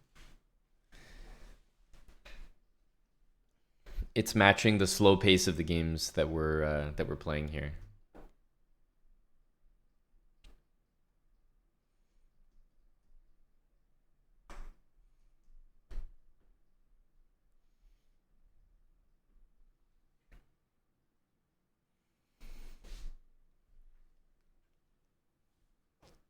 The duality of the Chessbrah channel, hella.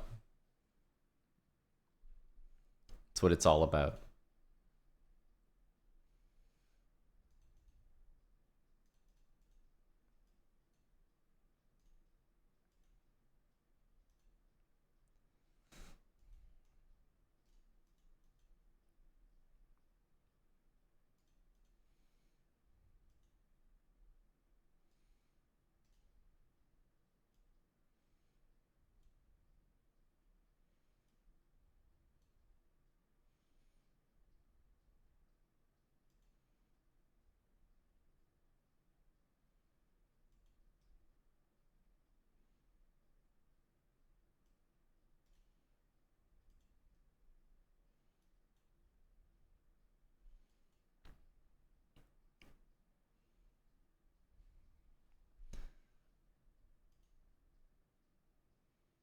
I don't know about that.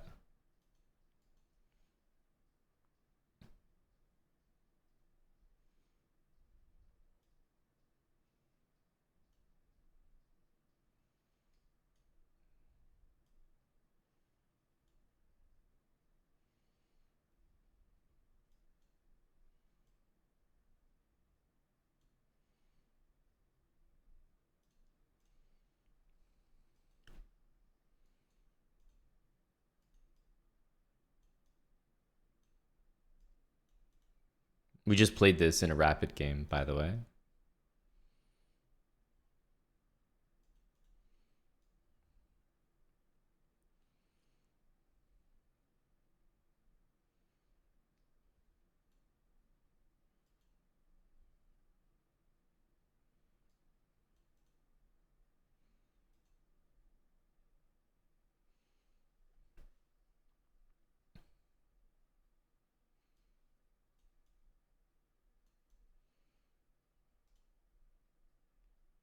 Jeez.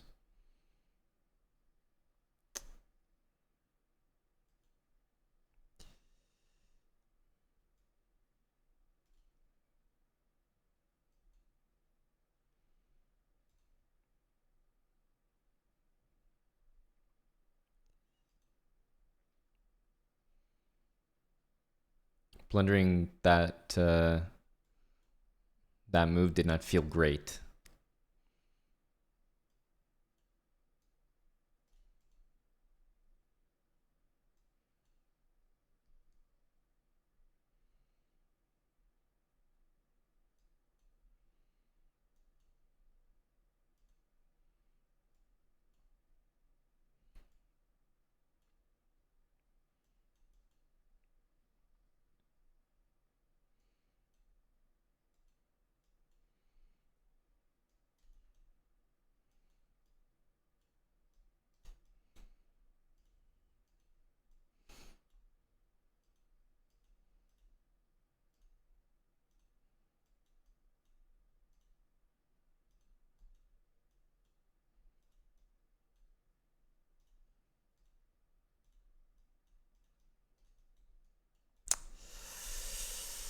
Damn. I should have won it. So slow there. Oh. Oops. I can't pre-move. Knight there can happen. I guess so can this.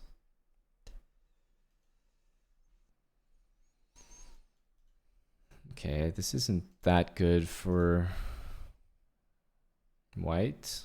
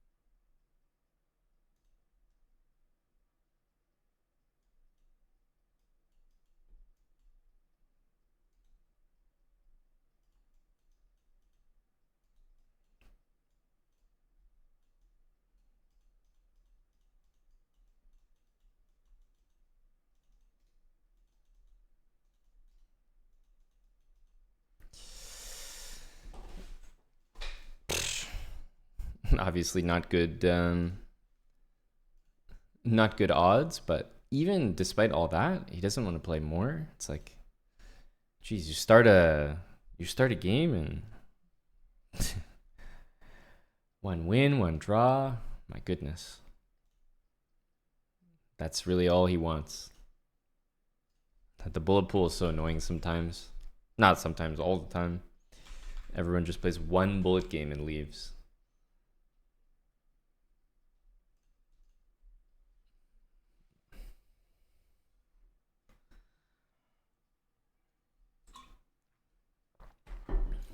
No, but Manu David he's annoying because he will only play you maybe if you're like high rated or something. But he plays more than one game.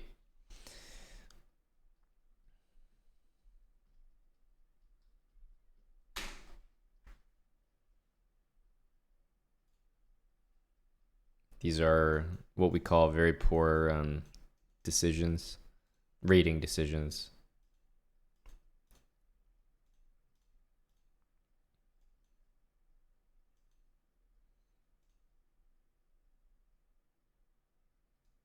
Can we take this? Whatever. I'll just do it.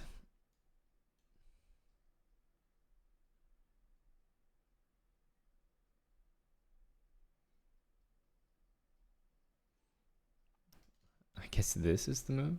So we have to go here.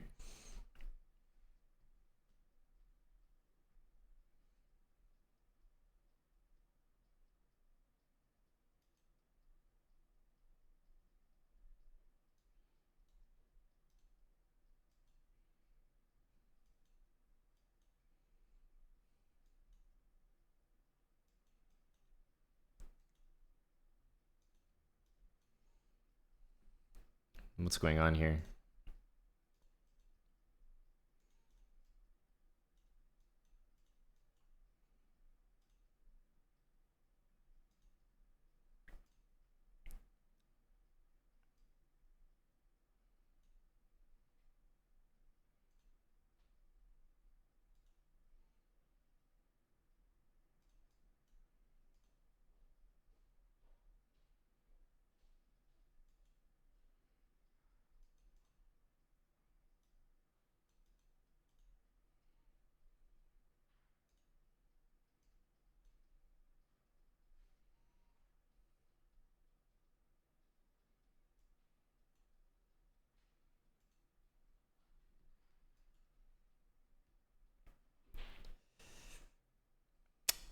Damn. Let's actually do this. Give him the pawn. Can't actually take it. Rook b1. Maybe we can take it. No, not yet. No. Well, now we can.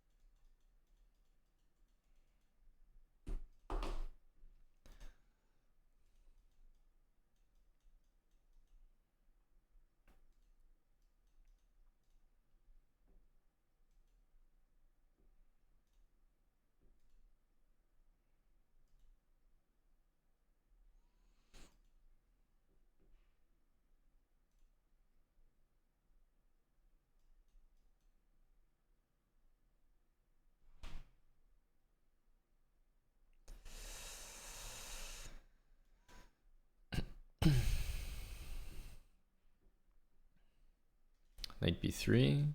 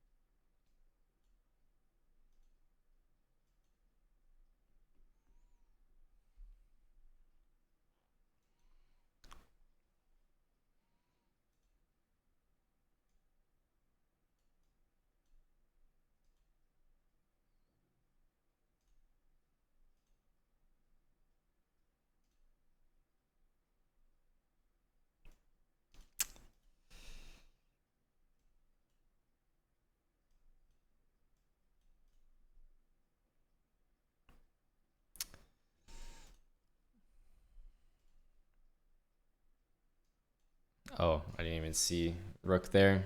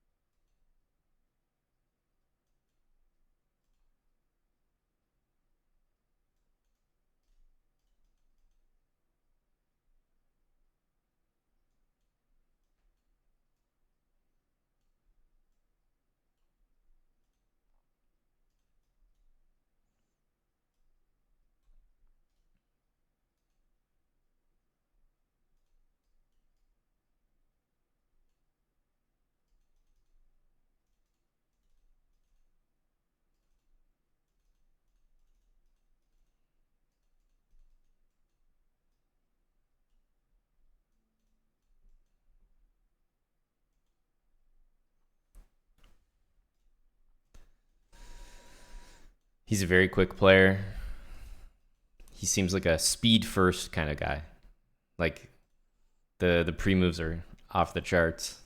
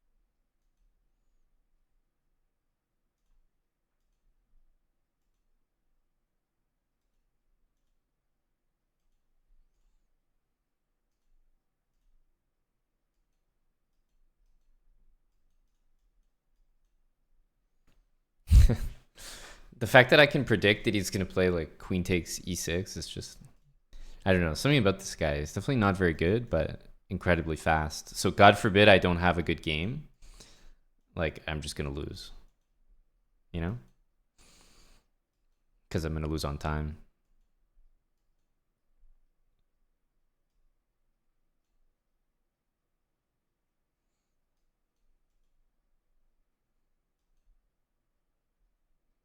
Definitely knight there. This is what I mean. Like the guy, the guy just like bullets out some complete garbage. But if I don't win over the board, which I'm definitely expected to do based on how bad he's playing, then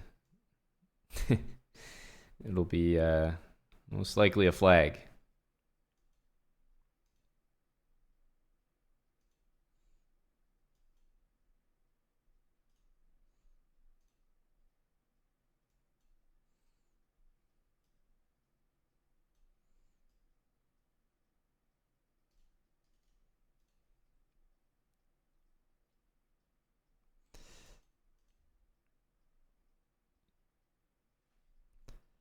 Like this, for example, is a position I'm not sure we want to be in.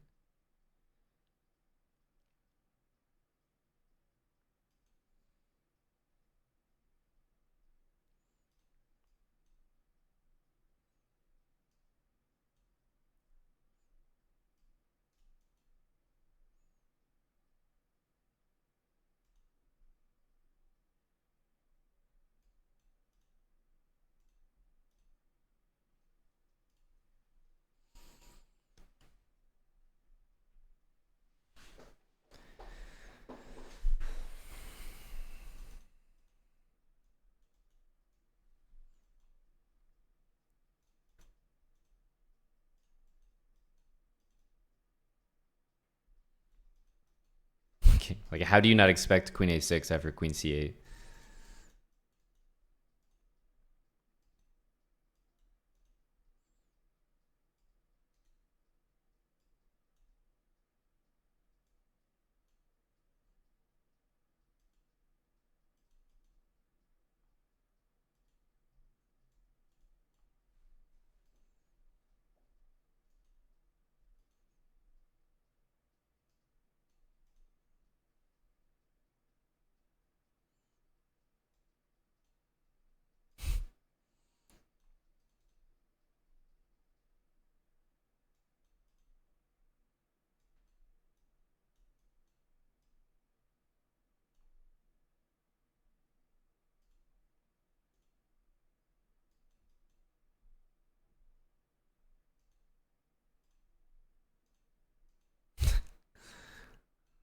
This is like such a crazy player. Like, probably the worst 2700 I've ever seen. But he's so fast that you can still lose games to him. Just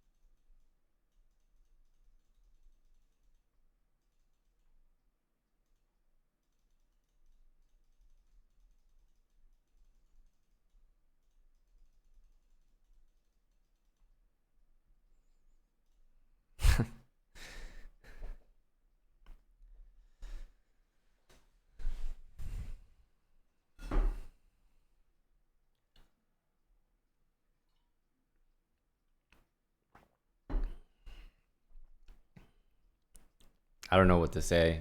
It's 2700.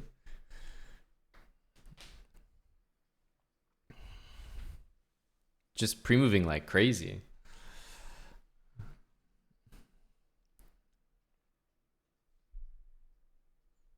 Not that Paul. Thanks for the 20 months with Prime.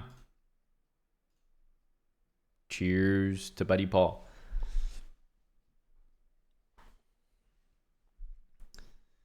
But like, he pre-moves in positions where it just doesn't make sense to pre-move.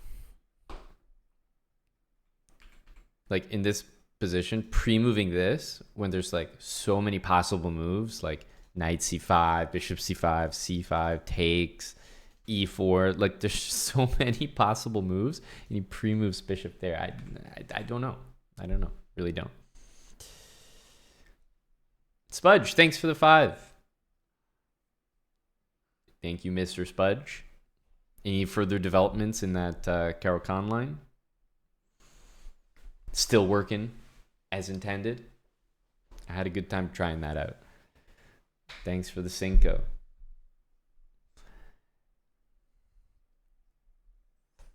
Were you ever see me in Bullet Brawl? I played a ton of Bullet Brawl. It's not a tournament I shy away from, but lately I've been taking Saturdays off, so that's why I haven't played a Bullet Brawl in quite some time. But I used to play Bullet Brawl all the time. Played a ton of that tournament. However, going for, you know, a high rating in Bullet, I would definitely not play it now, even if I was streaming at the time.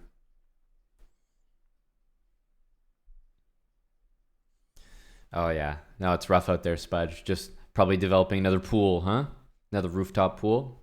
Ah, just a rough life, man.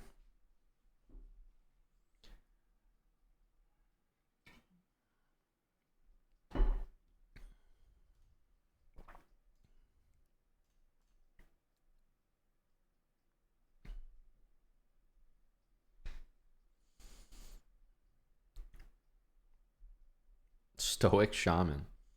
Wow. First message in the channel. Where is Brando? Big new account, new message.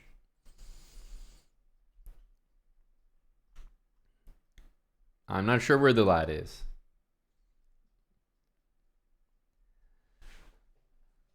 But he was featured prominently. Missed call 5 a.m. from Brando. He was probably trying to run it back, Sam.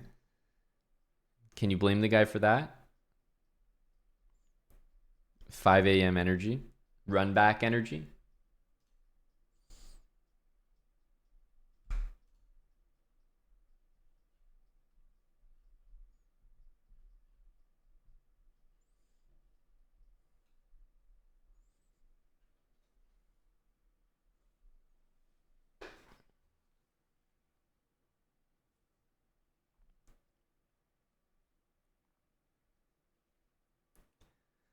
Oh, so he played you, then went out. Got it. Then that's the aftermath from that. That makes sense.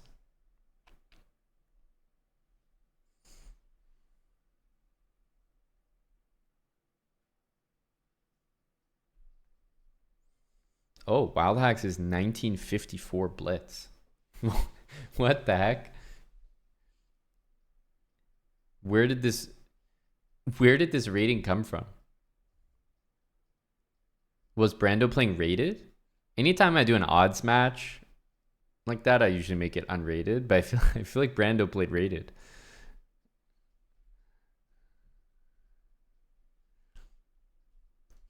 The drunk Brando points hit different.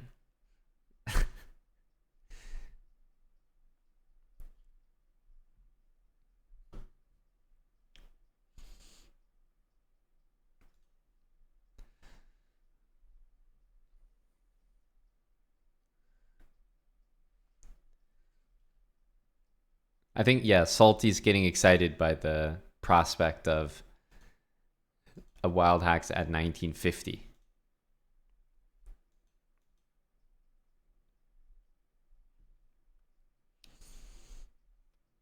Go, Eddie.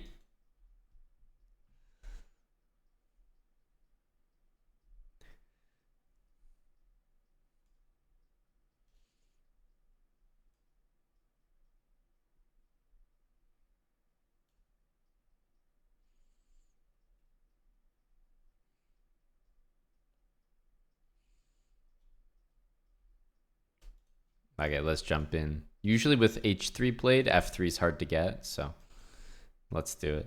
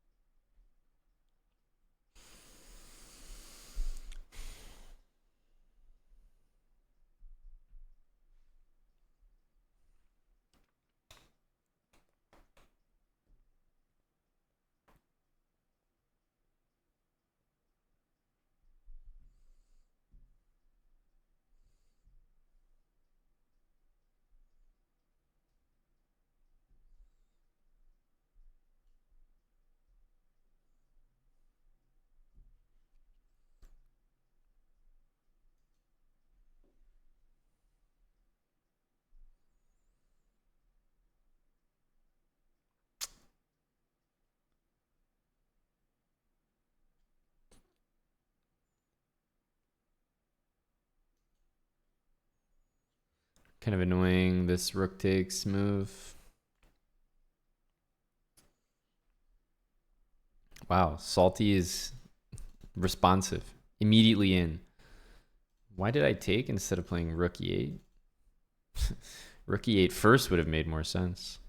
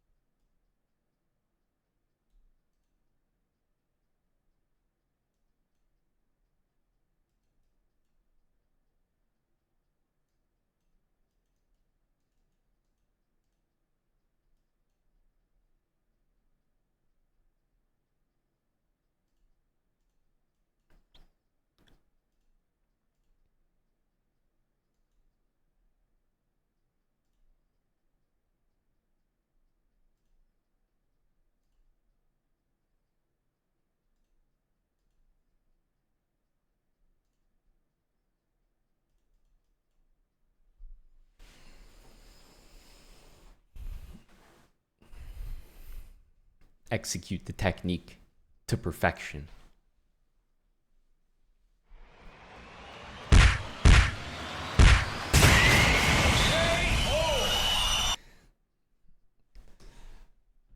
Hello to Hella, first time chatter. Wow, great pre-moves. Where can I learn that? Great question from our first time chatter. You should visit the Chessbra store, where there are a number of courses for you to peruse. Recently released a London system course, but there's also a chess checkmating course. Yes, where you learn exactly this technique and many more to help you in those time scrambles at the end of the game. That was the first course I made, checkmating course. It sounds basic, and of course it has the basic checkmating patterns in there, but it has quite a few techniques that I don't think are widely known.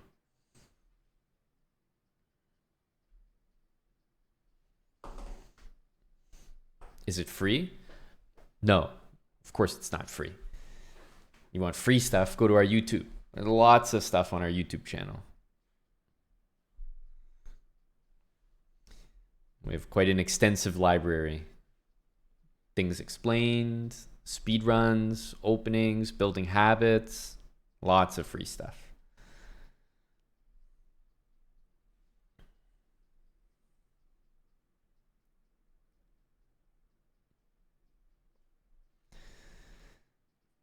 Oh, are we still qualified for morning hacks? I guess we are. As long as the match commences in the morning, morning hacks is active.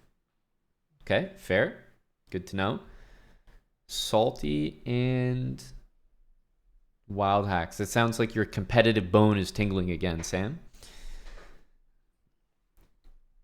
So 3-0, first to 6, salty, wild hacks.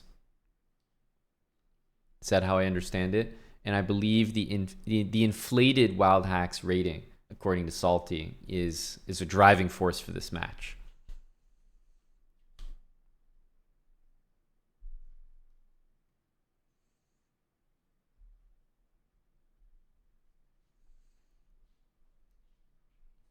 Where's Salty? Salty ready?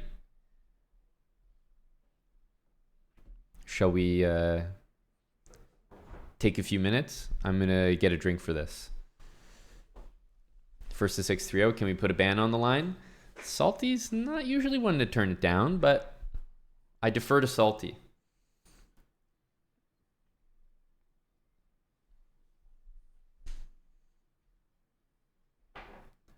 What are the terms of said ban?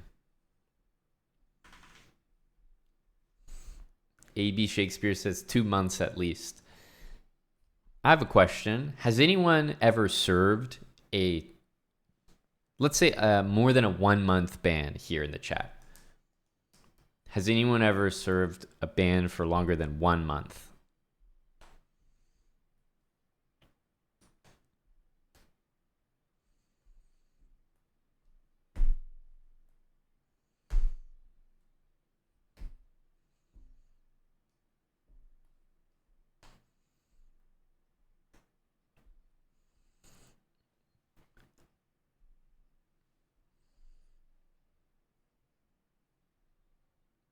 You see what I mean?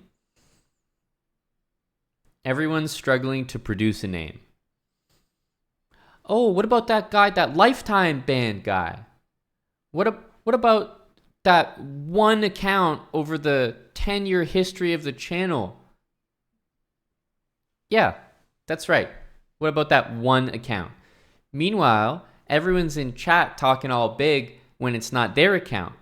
Yeah, put a 2 month ban on the line. What are you, scared, pussy? Meanwhile, it's not your account. No one here has even been banned for over a month. You're all soft. Do you know who has been banned for more than a month? Salty Clown. He understands the time in the slammer more than anyone.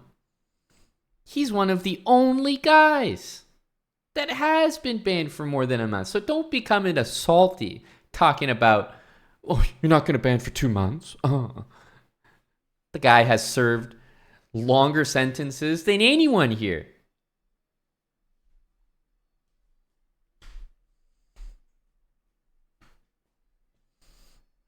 Thanks for the 19 months there, Tony.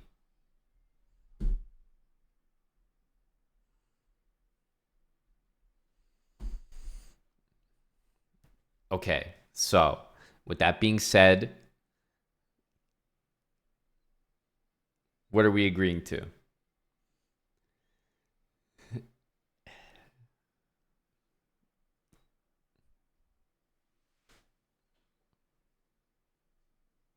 Three days in the slammer?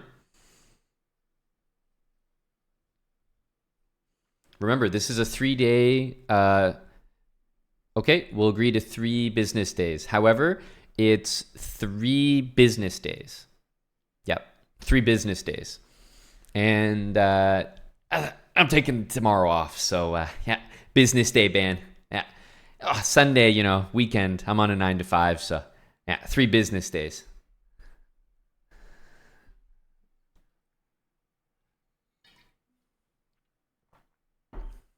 There you go. Found a way to squeeze a few more drops out of it. Like I said, I am going to get a refill for this. So 3 business day ban on the line, Salty versus Wild Hacks. Let's all take a few minutes. I'll be right back. And let's host this thing. Wild Hacks is at 1950 right now.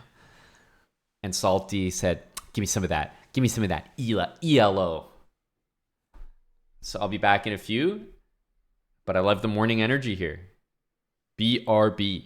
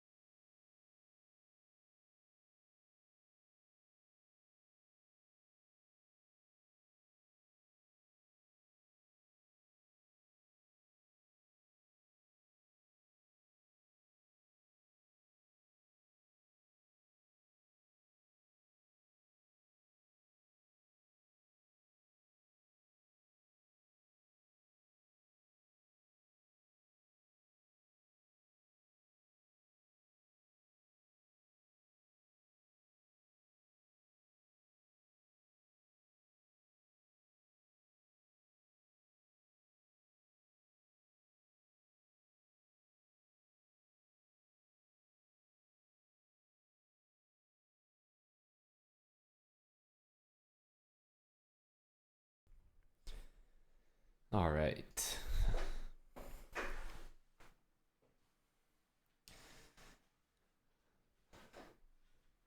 Oh, Mandarin Monkey's here. Kurtz, what are your thoughts on wild hacks? You know, maybe instead of heeding the advice of a fight night veteran such as yourself, it seems to, instead of, you know, maybe going back to the lab, working on the drills, working on the tactics, would you say that wild hacks playing maybe 3 matches since his match against you would indicate the precise opposite?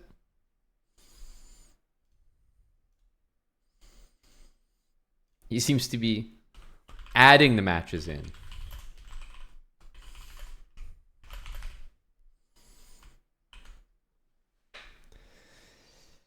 That's okay. You can enjoy the match from the crowd. Wild Hack Salty, are we on chess.com/play/online?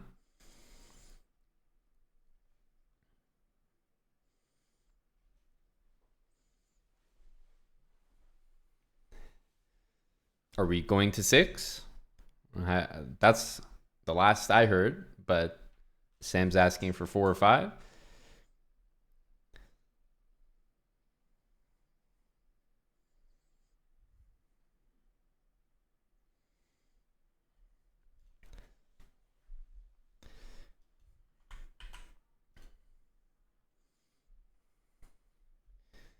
You'd prefer 4. Jeez. The last minute negotiations from Wild Hacks.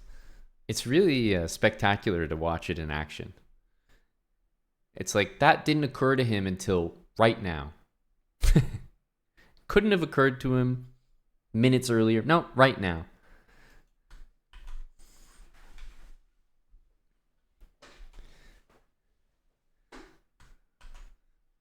All right.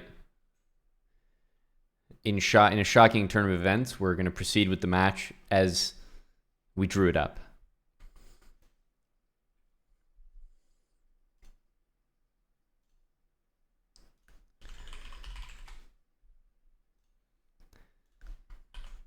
All right. Yep, I'm waiting for you, Salty. Good luck, good luck.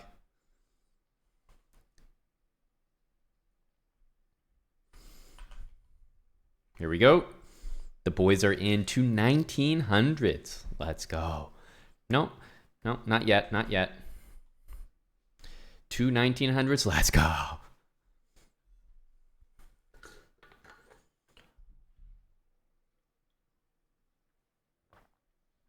So the interesting thing about Salty and Wild Hacks is, although Wild Hacks likes to kind of like make fun of Salty's chess, they actually play the exact same brand of chess. Now, to be fair to Sam, he's also developed like an umbrella of different chess that's like actually real theory and whatnot that he does play. You know, he has studied a lot more openings than Salty. So I'd say Wild Hacks has his normal brand of you know, good solid openings he can play, but then he has his Salty chess. But when he's talking about Salty's chess, I think he forgets that he actually plays the same way as well. Like, Wild Hacks plays this opening. He plays the undefeated. So they actually play, well, they could play almost identical. So we'll see which Wild Hacks shows up. Obviously, Salty is probably happy to be in this kind of position. He's much worse after 96, which is why I say he's probably happy to be here. It's his style.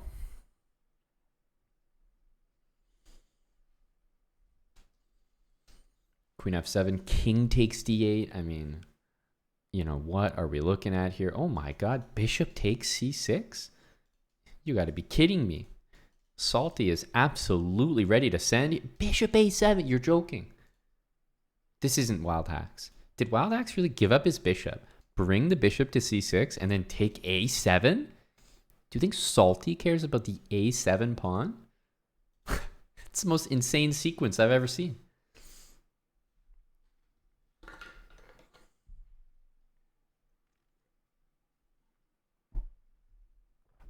Dude, like, Salty is just feasting here, no? Gotta be takes this way, but Then rook takes. It's just, how is this not lights out? I, this is a shocking game from Wild Hacks here.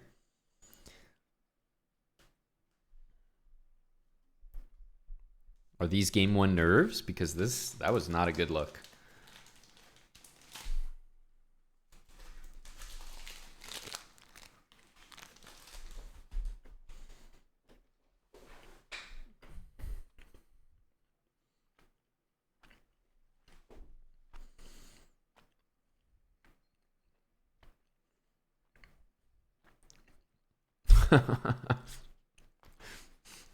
Oof. Game one KO. That was a KO.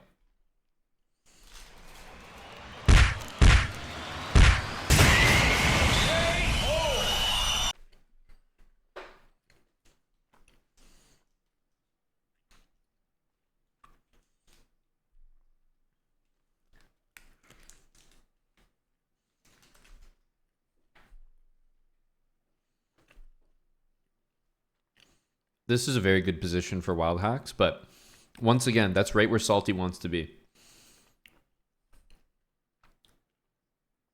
Okay, sacking 2 pieces for the queen so willingly. Have you ever seen someone so excited to blunder something?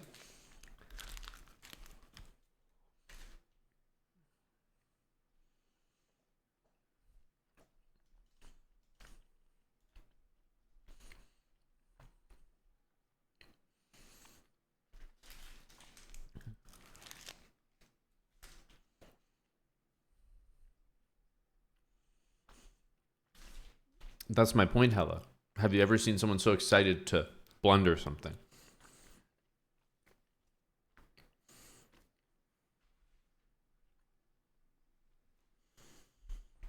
Eddie's keeping track of the tally. Didn't he win a match, Eddie, against Brando? I guess you're not counting that. I didn't stream it, so we don't count it. I agree with those terms. JT, thanks for the prime 37 months.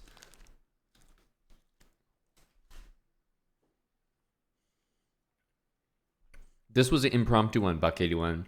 Some of the guys are playing from work, so you just got to credit the energy.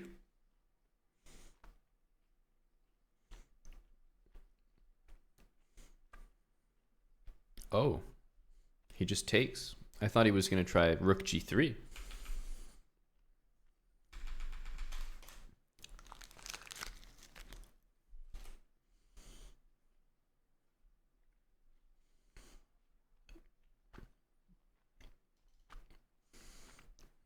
Well, may as well, right?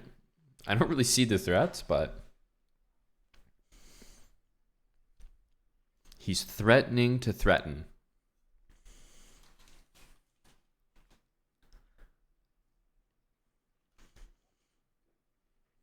Like, Salty's such a funny guy.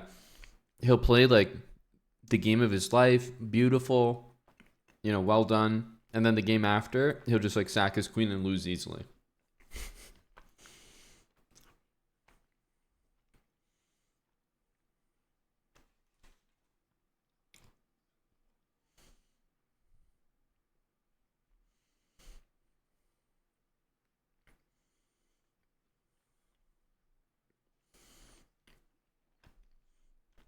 There's a big move.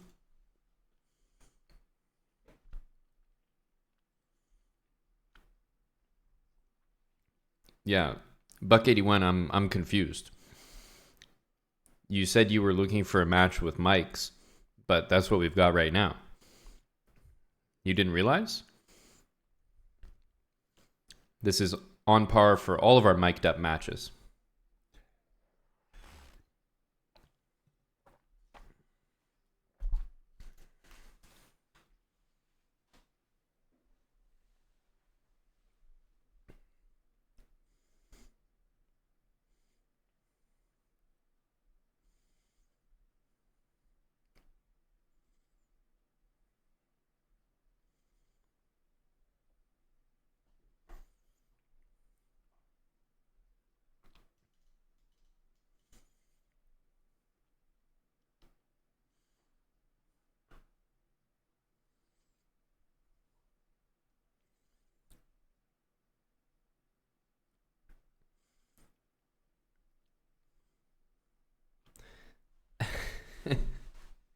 Queen c6, king d8, another stalemate attempt.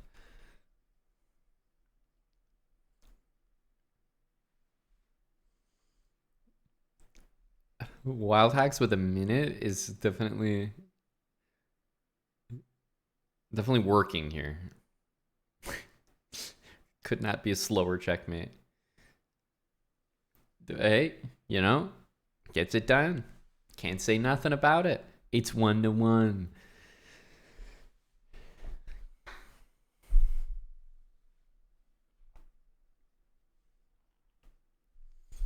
The optimal checkmate. Exactly how I drew it up.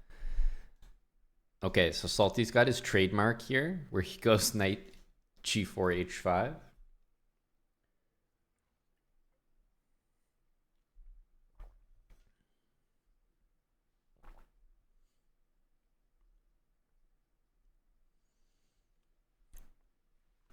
In positions like this, you really do stop and think, why do I play the move h3, right?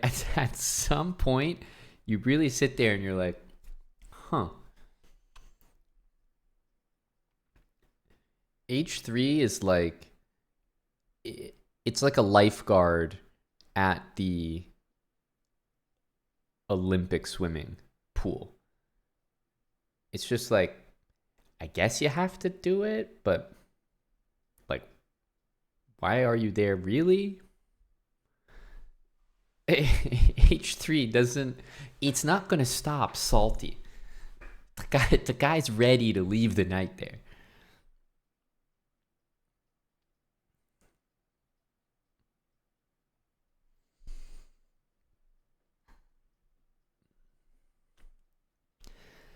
Hello to ABD. Hello, Tim. You've returned. Wild Hacks farmed, 60, 70 points off Brando, I heard. And then he played some matches this morning. But 1950 Wild Hacks.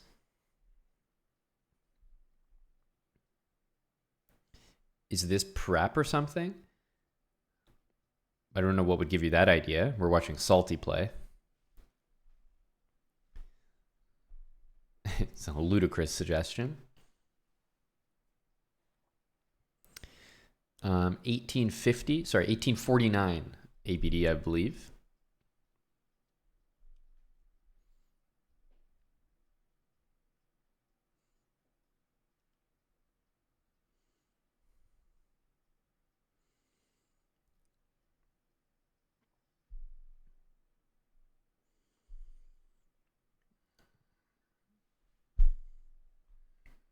Did Salty miss mate? Did he? I don't think so, Eddie. It was check, right? So here he had to get rid of the knight in order to mate. Here there was no knight, and then here it was check, and then here it was blocked. So I don't, as bad as the lad is, I don't think he did.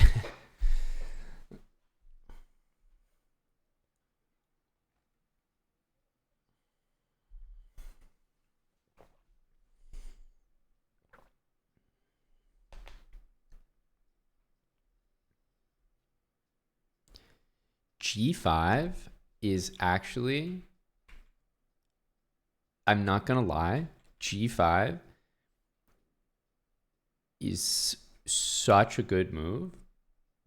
Like, G5 was the best move in the position. It's like the one moment that like God created where Salty's BS move is like the top move, and I'm not sure I would have spotted it.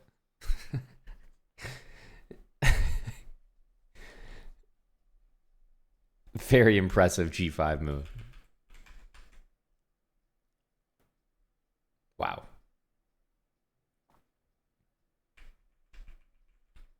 Now, obviously, he's completely not followed it up correctly, but what was actually needed? The surprising takes. Probably for some ridiculous queen here, rook h1, queen h3 sack. But as it stands now, I don't think he's going to manage. However, the one trick to watch out for is like queen here, I guess just queen there, But I was thinking like queen here, and then that thing I mentioned where you sack the rook for check, check, checkmate.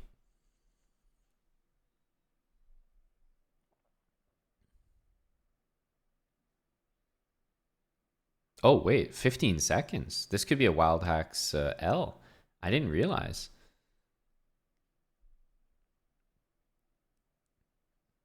Ooh, ooh, ooh, ooh.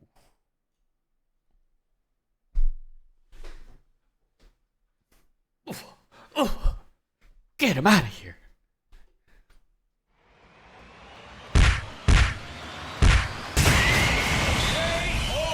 That's nasty. Oh my goodness. Dude, Wild Hacks is such a fucking dope. What is this? Did I not just lecture Wild Hacks like 20,000 fucking times about moving your goddamn knight with your loose bishop and f7? Like, how many times? This guy makes the same mistakes every single game. What the fuck is this? Absolutely terrible. Just terrible.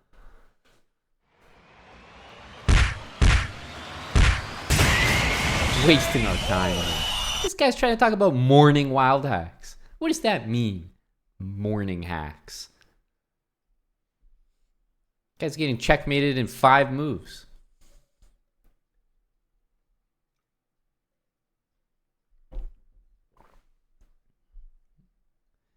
Salty is feasting on that sweet, sweet elo. Okay, guys, here we go. Knight g4.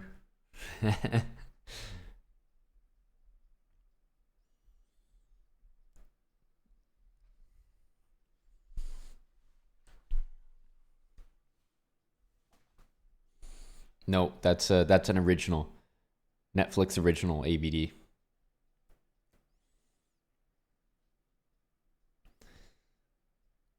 Well, you have to understand, Nova. If Wild Hacks loses here, then the match is to 6. And if Wild Hacks wins, then we don't know what the match is going till until the result of the next game after that.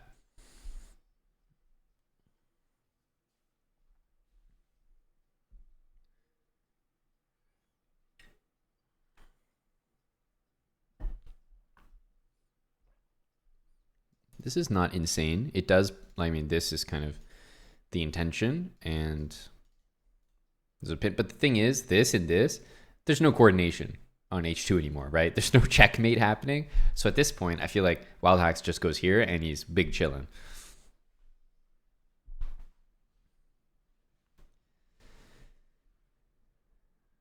This is a band match. Yep.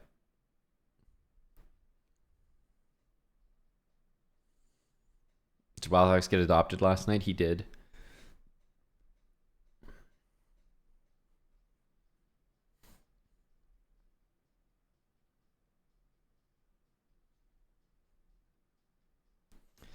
I still cannot believe that last game. How do you get mated on f7? I mean, good lord. It's unforgivable, really.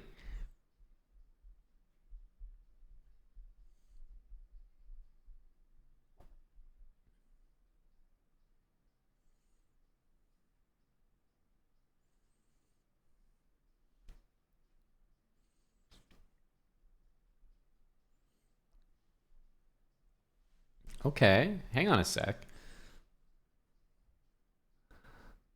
I mean, this is quite... most likely, we're going to see this. Yeah, it's just the salty move, you know? But there was a lot to be said about maybe taking here and then grabbing that. Also, just grabbing this immediately.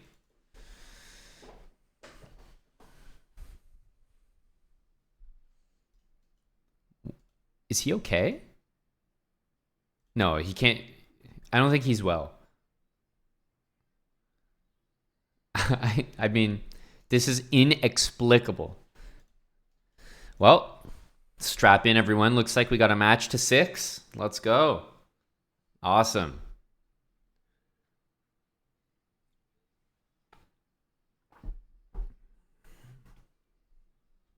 Knight d4, a fantastic move. Really well done there from WH. Is Wild Hacks okay? He's playing like 1400 at best.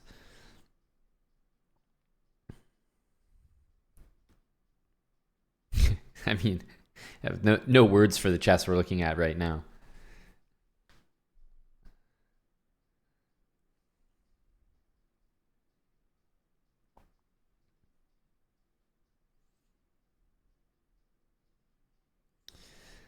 Brutal. Just brutal. All right. Well, this is obviously an important match. No way that Wild Hacks can lose again. By the way, how did we get in that position where he got mated? Did he play a different opening? I think he played the Salty Clown opening. Didn't I tell you they're the same person? This was the game Wild Hacks got mated on f7. He played the Salty opening. I told you. They're more similar than they might care to admit.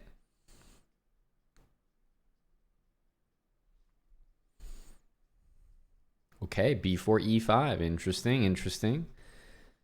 Probably not objectively good for white, but I could see it working. Here, for example.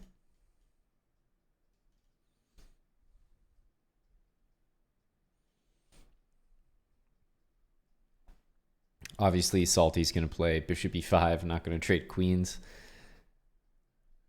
You know, tantamount to resignation. Queen takes f6 for Salty. So this is an option, but knowing Salty, he might just like castle.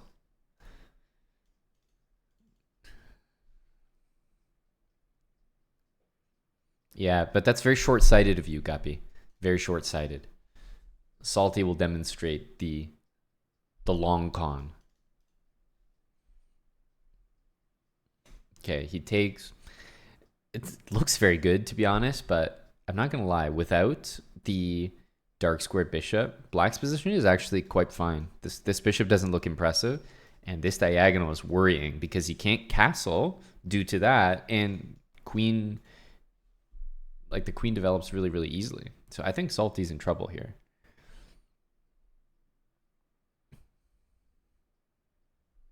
Yeah, especially this. This is a big time move.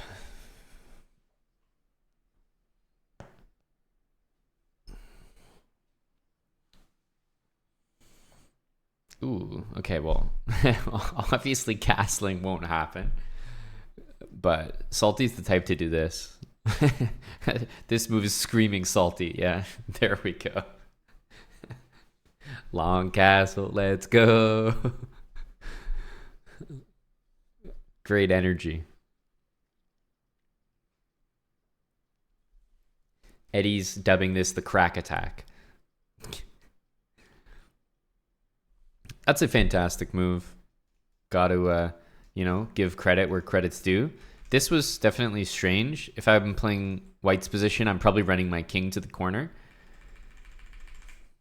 And a queen trade. Salty is, doesn't really stand a chance down a queen, which is effectively how Salty views this position. You have to understand that Salty doesn't view this position as I don't have a queen and my opponent doesn't have a queen. He views this position as I don't have a queen. In fact, he would prefer his position if his opponent had a queen and he didn't have a queen. So Salty either wants both queens on the board or his opponent's queen on the board. The worst case scenario is when both queens are off the board. And that's what we have right here. So no hope, really. I could see this happening. I suppose this is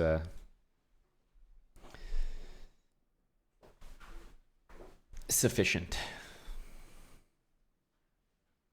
Trying Manor Monkey, but Hacks is thankfully not very successful in his endeavors, so I think he might fail to lose this one as well.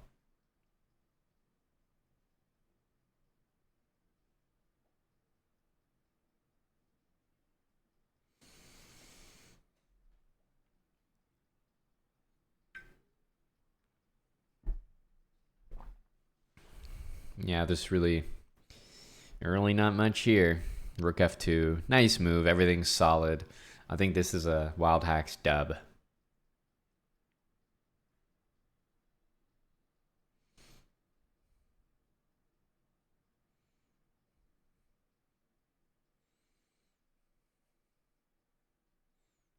Nice finesse. Knight a2.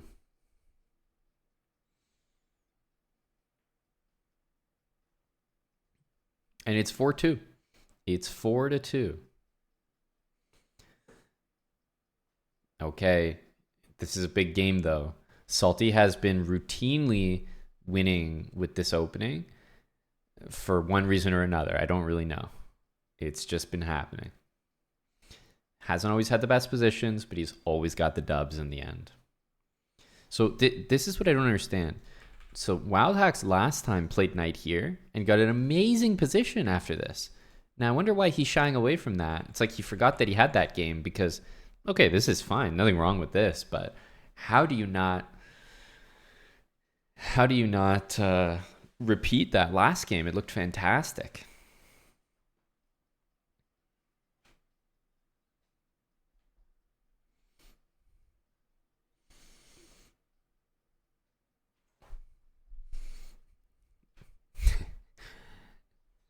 Well, let's may as well get that one in there.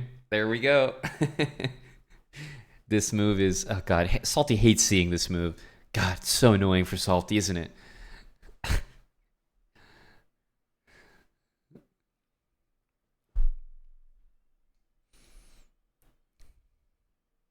Mm-hmm. This is the Salty special.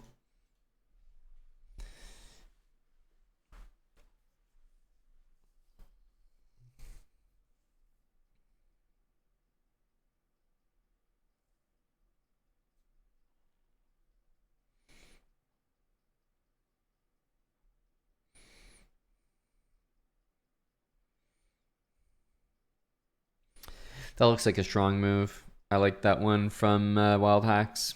Yeah, I also would have played probably d6 myself, walk it, if I'm being honest, just to really kill that diagonal. But this is a very, very, very good move.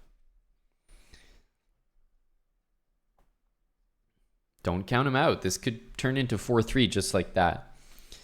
The thing with Salty is like the next game is never guaranteed. Sometimes you're watching a match and like someone's in the swing of it, someone's feeling it, momentum. When Salty has momentum, it doesn't really carry over to the next game because he's guaranteed to be in a lost position every game. So you can't generate momentum with that. It's like you can't have momentum when your opponent's guaranteed to be in a winning position every game. It's just very hard to do.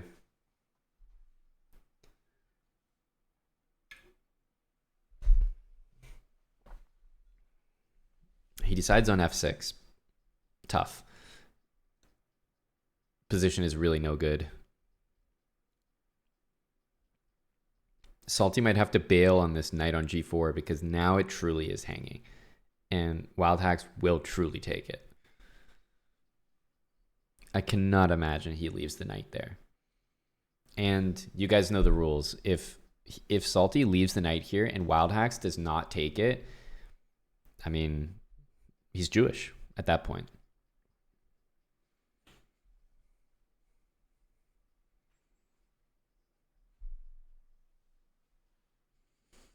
Let's see. Complete insanity not to play this move. Complete insanity. This is mind-blowing to me. Huh? What are we... You're going to get mated with one rook? Like, what are we even looking at here?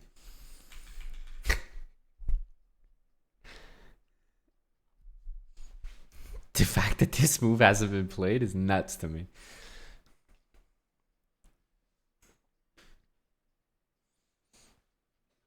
No, Ubitsia. I said Jewish. There's a strong difference, which you're well aware of.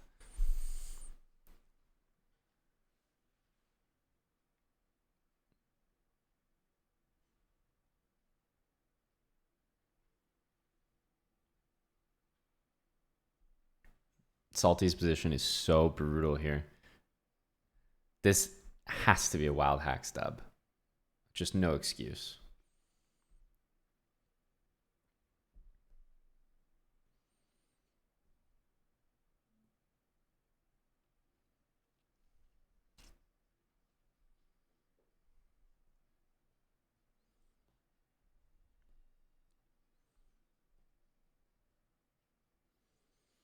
There's not even a threat in the position.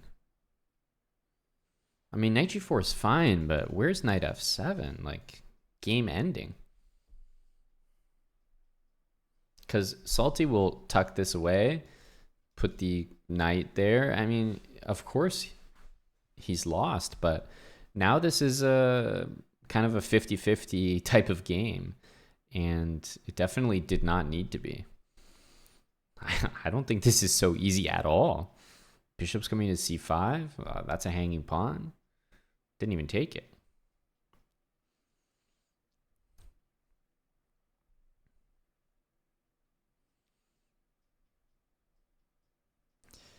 And it's just a time scramble, right? This is not convincing at all. I would probably take black in a time scramble. You're up a little bit of time. That's a piece. I mean, this is a massive choke.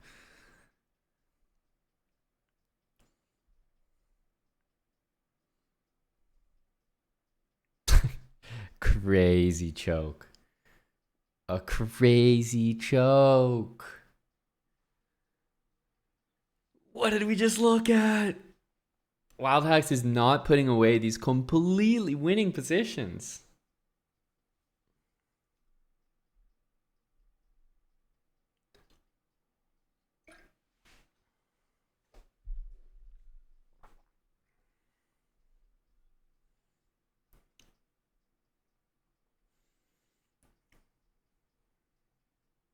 Knight d5. I think everyone can respect the move knight d5. So far, well, let's say Salty gets the win here. He will have fleeced about 30 elo off of Wild Hacks. This is a shocking move because normally, I mean, the reason this is successful is you're going to play d6 next. But here, you don't have it. I mean, I guess you have it now. But it's definitely like black's getting castled here. So this is what I mean about momentum. Salty will win a game, and you know, tomorrow's not guaranteed. Tomorrow's not guaranteed with Salty. Because his opponent's guaranteed to be in a winning position in the very next game regardless. So him getting this next point here is, it's not like, oh, it's 5-2, so it's going to be 6-2 really likely. It's like, it's 5-2 and we flip a coin every game.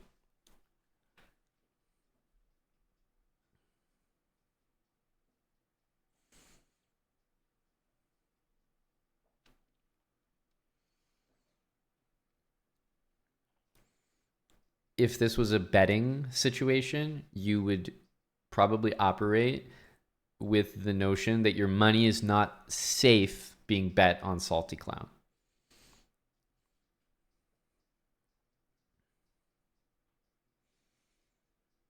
You can never bet on Salty and feel good about it. It's always stressful. Okay, so Salty traded 2 pieces for a queen, but he was already down 1 piece. So we have the Salty Clown classic of a queen for a bishop.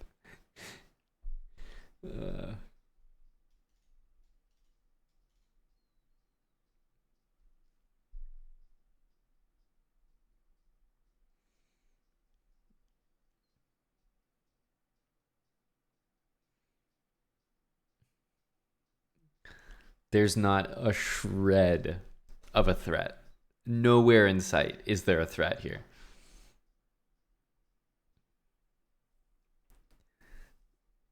Like, no.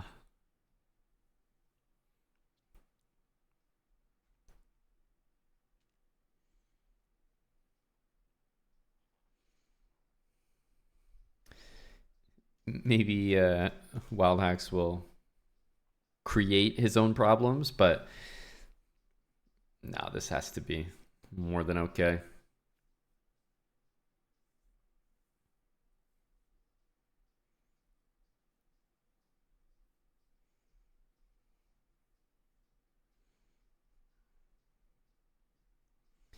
No, but there's two kinds of bets you can make, JT. You know, there's a team that can maybe win and lose 50%, like 50-50, but when they win or when they lose, they play a good game and you feel like, you know, my money's safe betting on that team. Like that was a good game, can't be upset with the performance. But the way that Salty plays is in a way that you're like stressed the entire time, like he could put together an unbelievable game, then he can put together a terrible game. You're like, oh my goodness, my money's never safe. That would be correct, Mannered Monkey. That would be correct.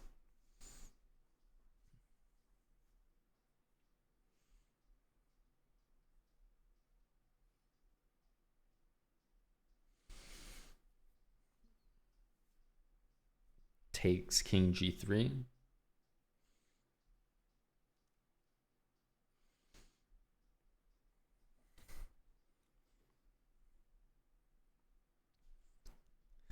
This is a clever move. Oh, E5, not checkmate. I think he thought it was checkmate.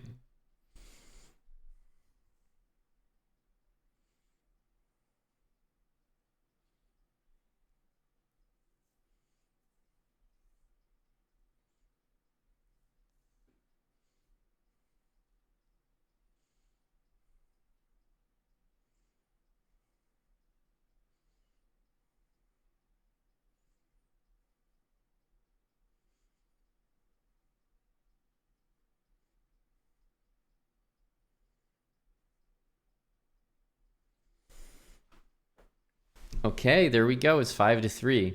Not done yet. It definitely was the face. Okay.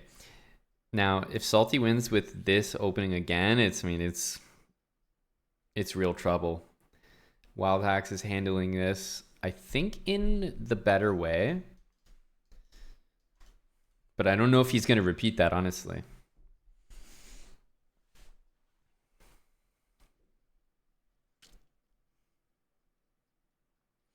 H5 first. So actually, I think H5 first is Salty adjusting. Because I think that he didn't like this. So that's the first time I've actually seen a real Salty adjustment. H5 first. G3 played. And then E5. Holy. That's quite a move.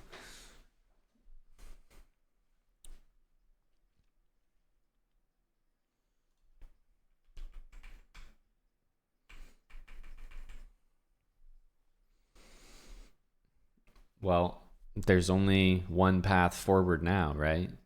Probably like this one, or actually this maybe.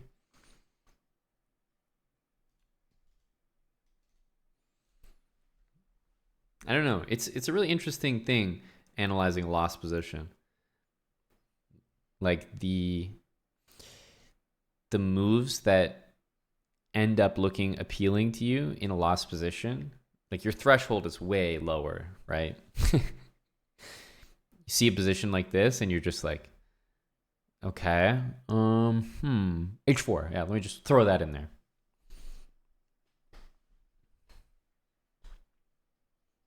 What's up, Okitopoki?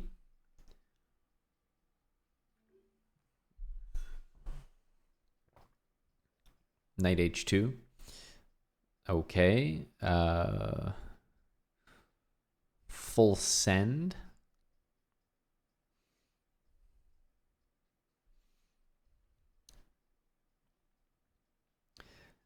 By the time Salty makes like a significant threat here, he will have enough time to look at his position and realize like he owns half the pieces that his opponent does.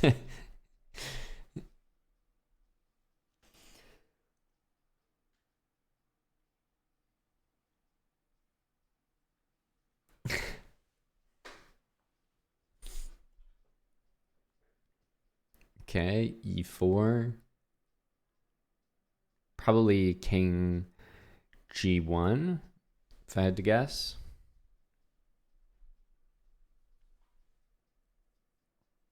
Salty's gonna rock this, guaranteed. This is pretty much the only disastrous thing that could happen.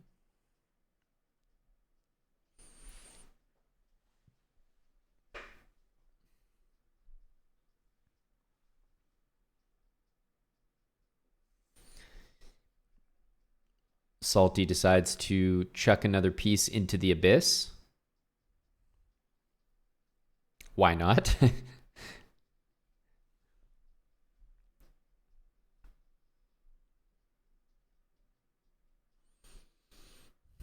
Okay, rook g6, king h1.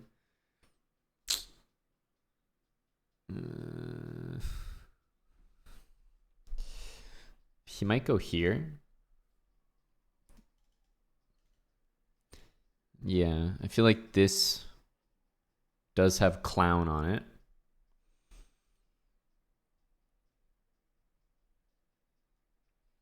Could be this one, but this one seems more likely. Of course, it could just be takes, but I feel like you're slow trying to make any threats there.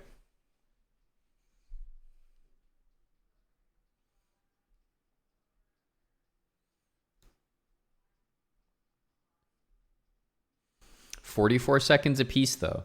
It is true that by the time Sam navigates everything, the positions kind of feel hopeless on the clock. That's the problem. Here, I think he's completely fine. Like, he's up too much material.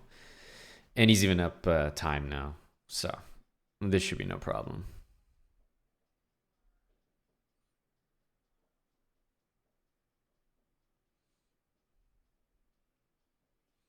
Even queen d7. Tricky to the very end, isn't he? Our dearest friend, Salty.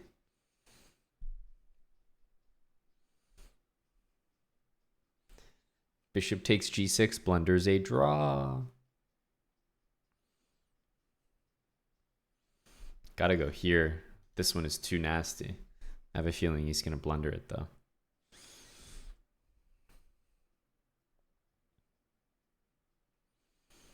And look, Wild Hacks is probably gonna win this because I think he's done enough. But this is not what I would say is a very impressive. Like, I could easily see this still failing.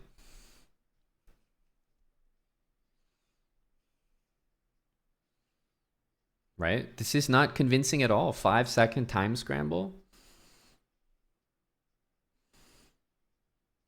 Like, this is him winning that position that was so winning. 2.7 seconds. That's not good enough. But a win's a win. But I can't believe that it became that close from the position we saw.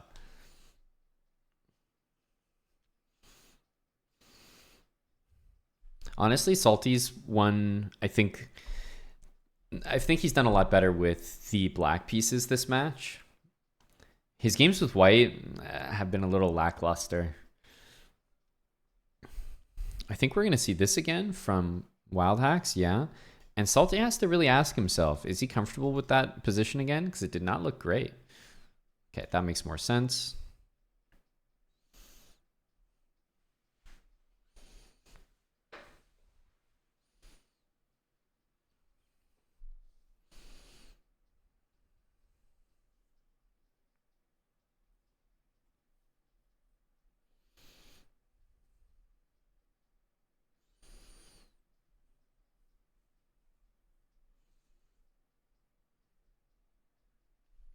Takes f4. No, he goes for this, but are we not back in like the same territory? I guess we're not. This is a little different because there's no time for black to get castled. Okay, no, I take it back. This is, I think Salty's actually going to find success here.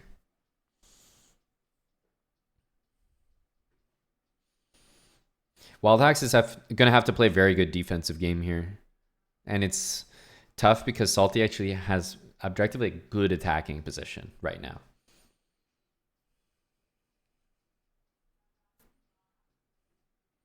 It's first to 6. So if Salty wins, it's over.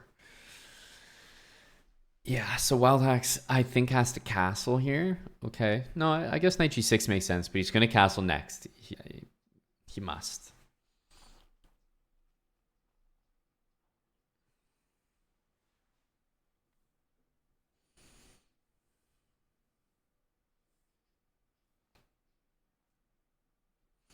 Salty's an interesting chap, isn't he? I was wondering why we didn't see this from him. Or at the very least this? Like what? Why isn't Salty winning a piece? We all want to know. But I think he's just so addicted to these like kingside attacks. He thinks he's got to go for it, I guess. But queen h5 is just crazy. He played queen h5 and then here he literally went bishop g5, bishop f6, bishop back to e3. Repeat, bro. Yes, queen h5, yes. Yeah. Bishop g5 and back to e3. Yeah. Like, what the fuck is this? Guy just repeated twice. Handed over a move, handed over a pawn, handed over a rook. What the hell is that? Absolutely horrible.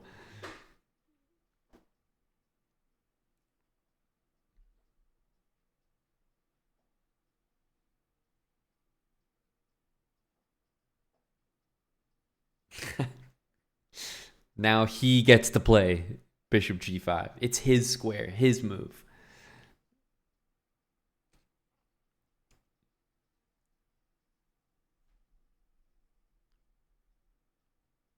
This is so bad. Salty, just end it. Just end it for all of us. Hit him with the Tim move. Oh, Tim suggested g4 in the chat. Yeah. There you go.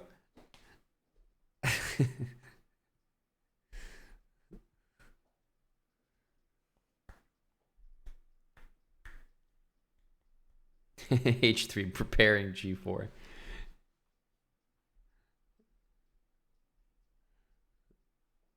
Oh, this is hopeless. Completely hopeless.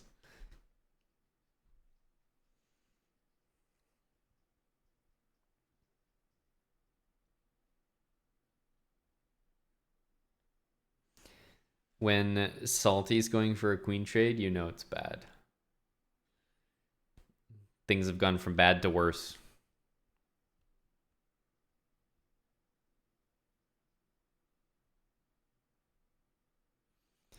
I feel like we could see this, which would lead to a very quick finish. Why Wild Hacks is taking 10 seconds here, more than 10, is crazy to me.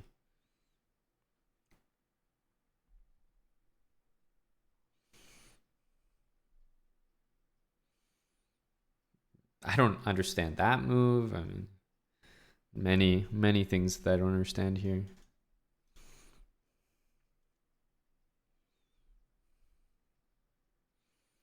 All right, 25 seconds. Can Wild Hacks win the unlosable position?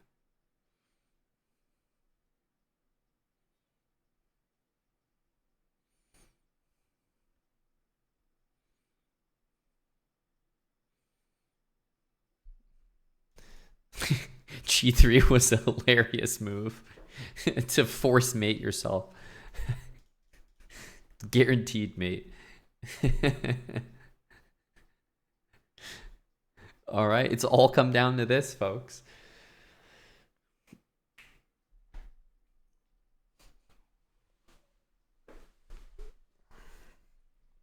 Salty's got the black pieces, so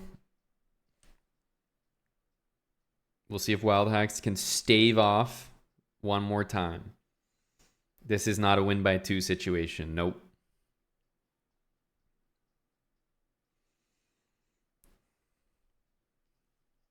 Oh, remember that adjusting that I said Salty did?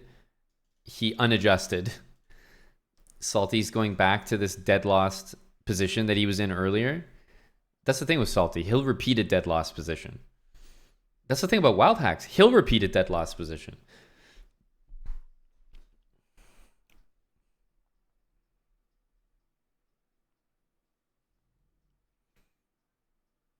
Like, what is he expecting? That wild hacks is going to do the exact same everything and then hang his queen? Like, is that what we're relying on as Salty? I don't know. I'm in shock that wild hacks takes here when the result is that his piece is pinned to his queen. Like, that's still, I just can't. It's such a crazy decision. Why wouldn't you move it? I don't understand this move. Nuts to me. I mean,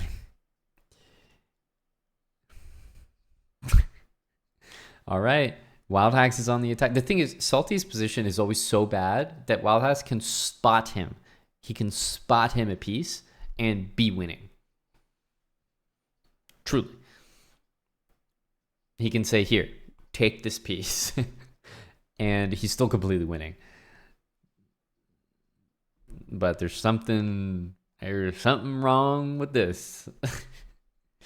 Oh man, that's a nasty move. We might need to see this.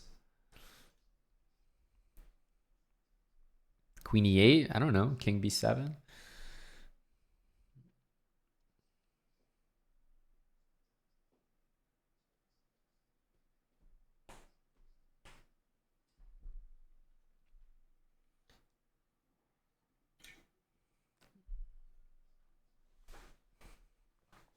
Rook d1.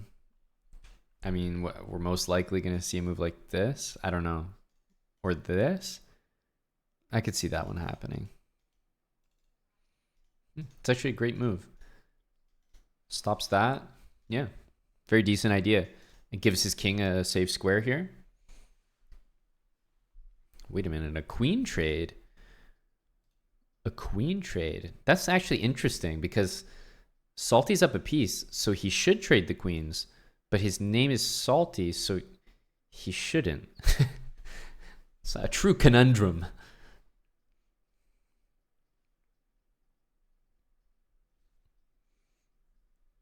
It was definitely the right decision to trade there.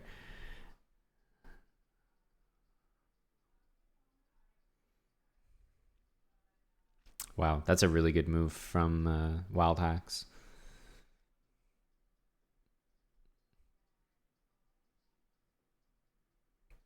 Very nice. You know, there's still some hope. And also knight takes rook here. So actually this is a little bit tricky.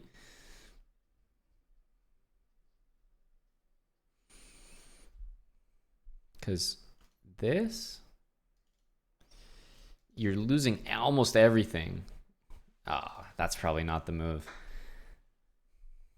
Damn, I think knight h6 was actually still a little bit interesting. He would have ended up a piece, but down like a billion pawns.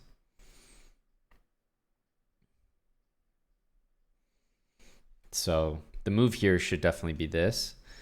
That's a really good one. Just because you're happy to lose 2 pawns for 1. I would honestly consider maybe playing this move. It doesn't work, but like, I don't know what else you're going to do.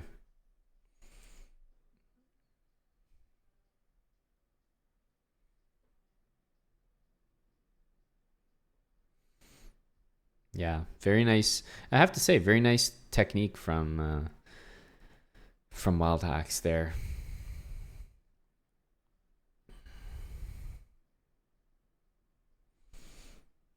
So that's funny. King g3, yes.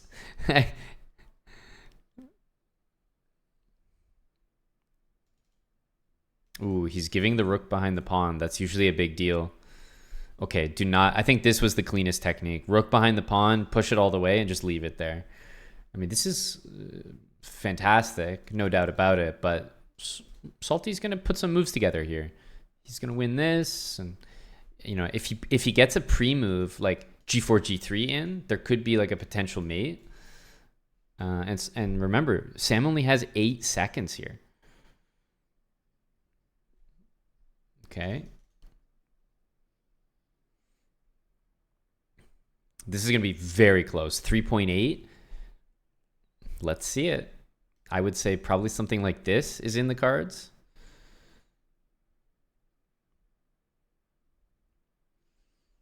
We could see a draw here, but Salty needs to pick up the... What is Wild Hacks doing? Why did you just sit there for like 2 seconds? We saw a draw.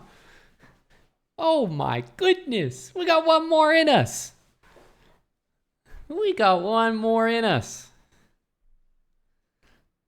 Oh my God. 5.5 to 5.5.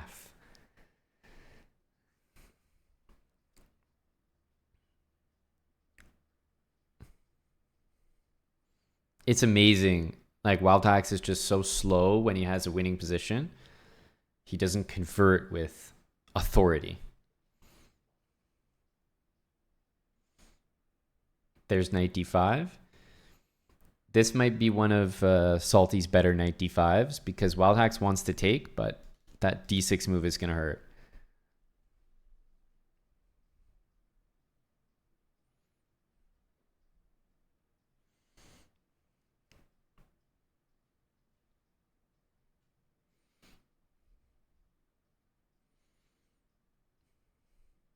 Yeah, D takes for sure.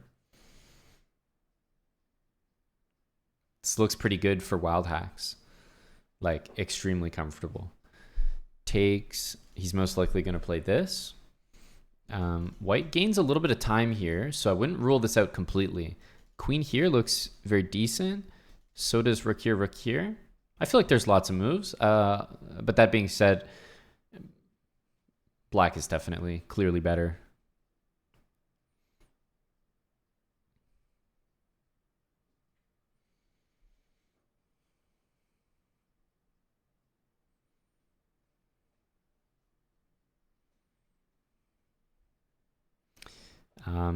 What happens after castle? I don't know. I feel like Salty playing this move is a bit surprising because he knows his opponent wants to castle, right? And so now that the opponent has castled, like, what do you have in store for him?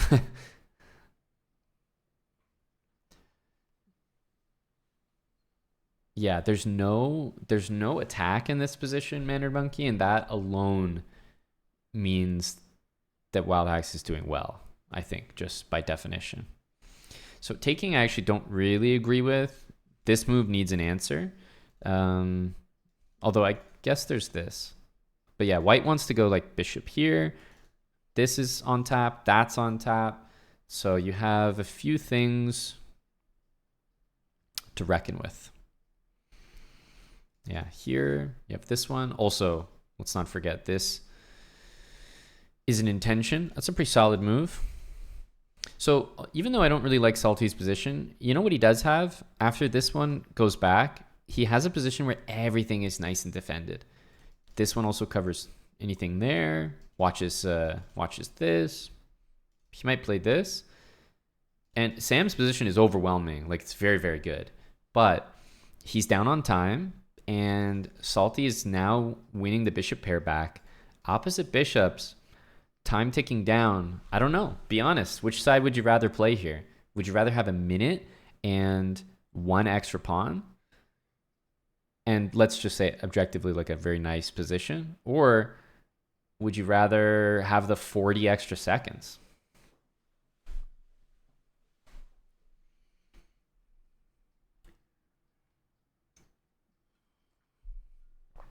Yeah, queen d4 was a bit of a cheeky move. Mainly because if Salty took here, which looked like the best move, there would be a queen trade.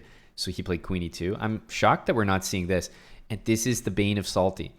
He refuses to just take and just play an opposite bishop position where he's only down a pawn. He must go for an attack, right? It's like knight f6. Like, you know that he's going to throw the kitchen sink at this position. When it doesn't, all that was needed was this. Something like this.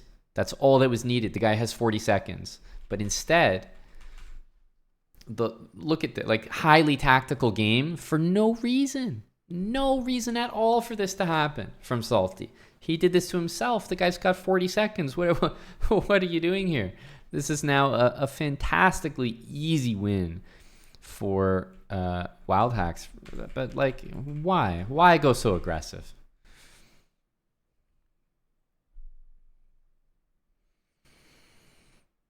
Bishop D1.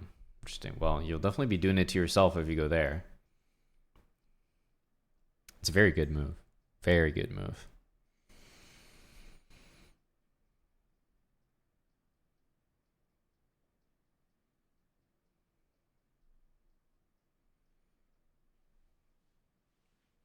I think we understand what's occurring. Yeah.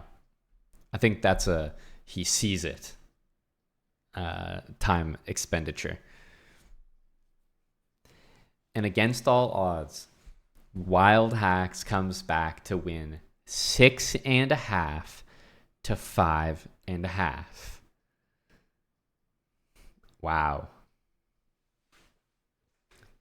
As I said about Salty, the guy can be up in a match 5-0, and the next game is never guaranteed.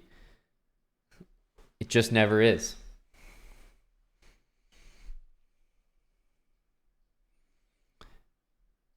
Salty continues to win game after game from, a losing position. Wild Hacks continues to flag. What a fight from these two. Wild Hacks did protect his rating, that's for sure. But he was really down bad, 5-2 for Salty at some point. Wild Hacks also played his standard Bishop G4, knight into E5, knight into D4. Terrible losing tactic that I recently informed him that he always makes this mistake. And lo and behold, he got checkmated in like 7 moves off the back of the exact same blunder every single time. Salty was just winning over and over again with knight G4, H5.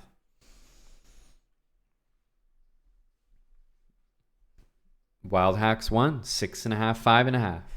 And we have names to add to the registry here.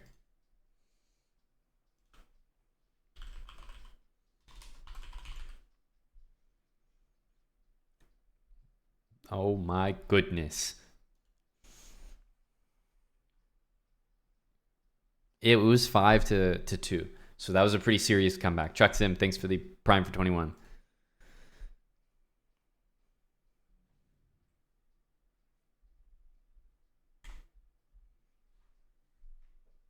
Were they playing for anything? Yes, there's a 3 business day ban on the line. AG. Any last words there, Salty? Very good fight, but it's tough being a Salty fan. We saw brilliancies from Salty, like queen takes F1, rook, H1 mate. We saw, game 1, nasty KO, attack. But as soon as Wild Hacks got into the swing, he was getting better at dealing with those tricks. But we did see flashes of brilliance from Salty. Queen takes F1 was nice.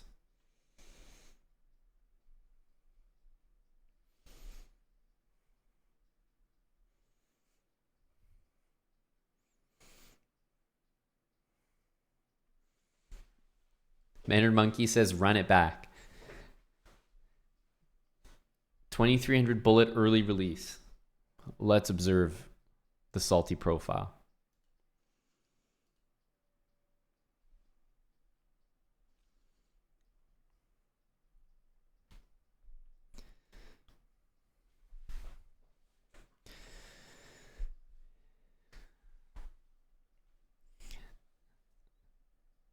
Current 1989.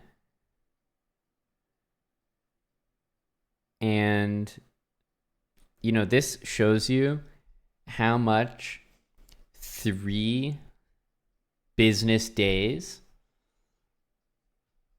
being banned from the Chess Broad channel means to a guy like Salty Clown. Immediate thought that comes to his mind is, let me try to gain 300 ELO in less than 3 business days so that I can get unbanned sooner.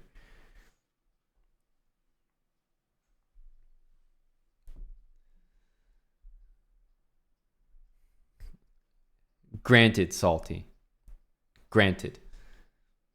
I don't think anyone would have a problem with chess goals and achievements being the reason for an early unban.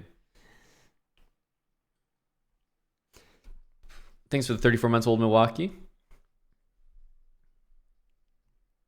We've agreed to the terms.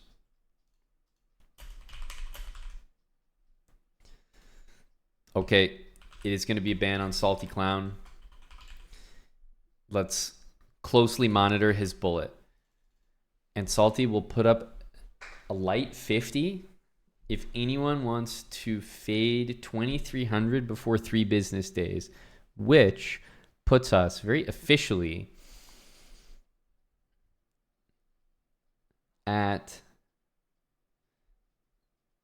Wednesday, 12:45 p.m. Eastern Time.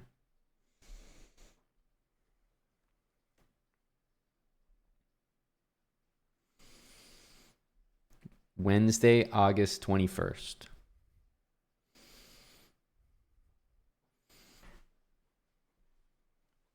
$2,300 bullet. The lad is 1,900 right now.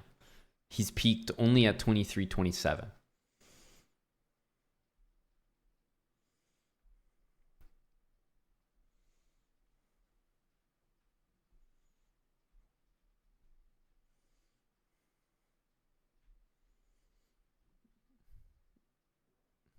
Great match. Great stuff. Oh, AG is going to be hunting in the pool. Noted, noted. It sounds crazy, but Salty's a crazy guy.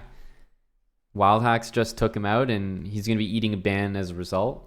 Immediately, he's back to the grind. Impressive comeback from Wild Hacks, who was really down bad. It was 5-2, could have been 6-2, and it just would have been a wash.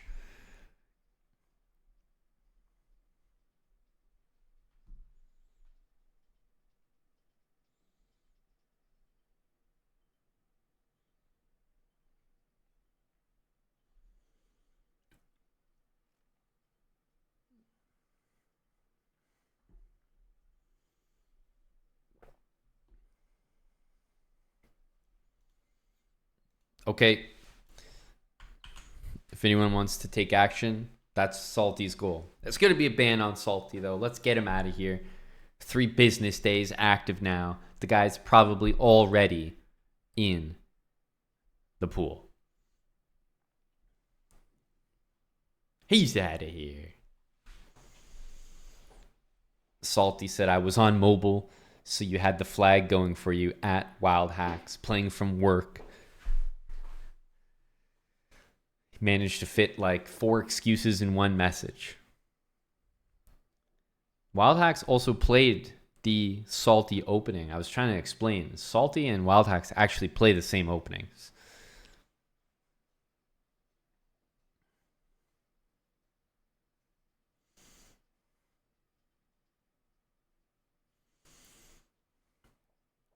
Well, any good sportsman these days, Tim, knows you get those out of the way early.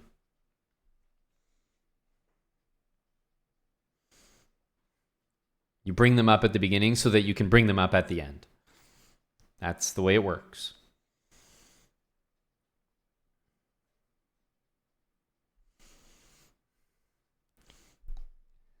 Salty at 1997 Bullet. Is he already playing Bullet? No, he's not. Okay. I had to check because it's a very Salty thing to do.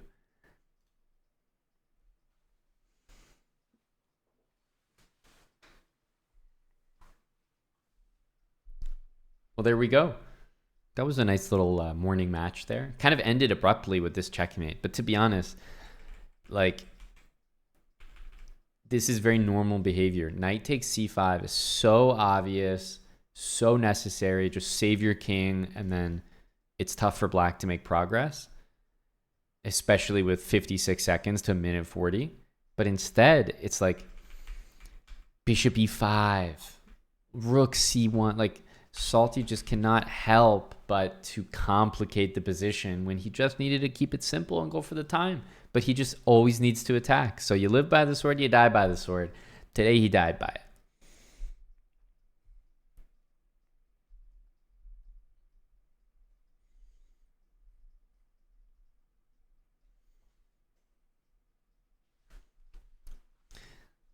Go Wild Hacks.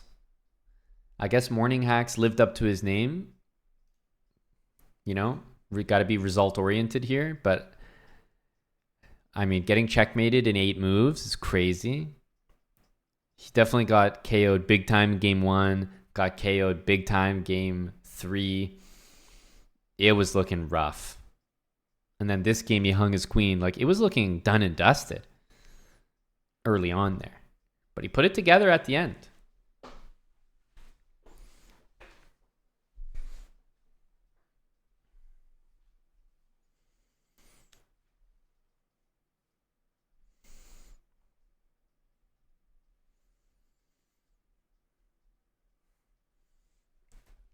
MM would like to see Hacks back at the drawing board. Yeah. Sage advice from a veteran.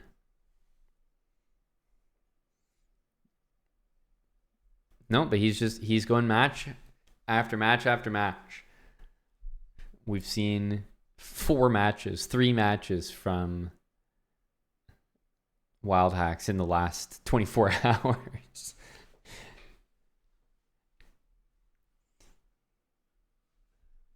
Hello, Chelsea Morgana. Well, Salty is currently banned, so that may explain things.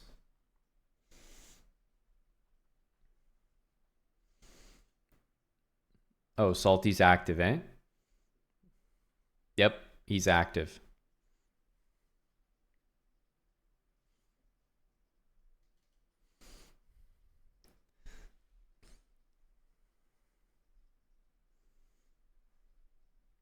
You're petitioning for marbles, Eddie, eh?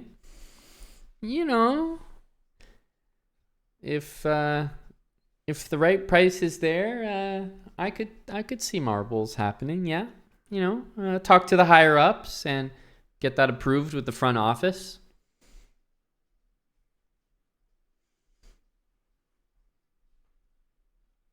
Fad against Maynard.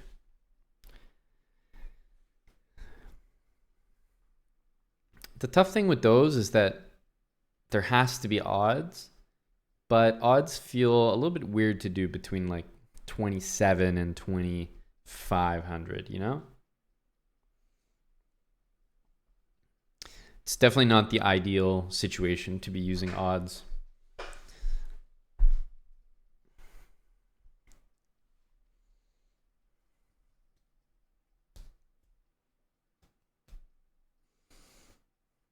What, are you proposing a bullet match?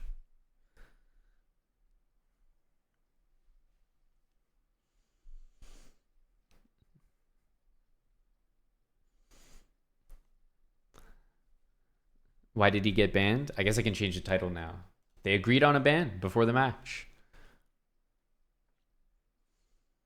ABD hit 1,200 bullet. Wait a minute. I didn't realize everyone was like just peeking left, right, and center.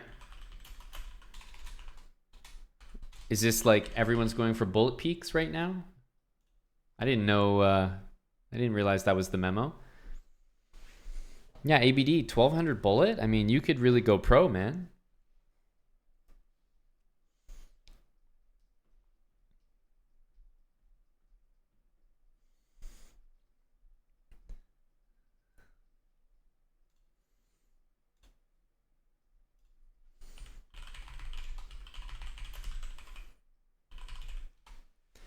Salty clown. Oof. Go salty. Actually, that's a good point, ABD. If Eric's going to fly planes, then the least you can do is chuck a few bullet ones in there.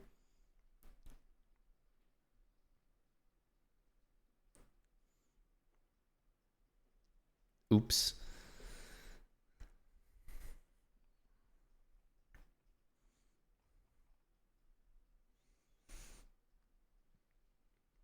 There's a tournament? I don't think so. Oh, Salty's getting the pawns going. I like it.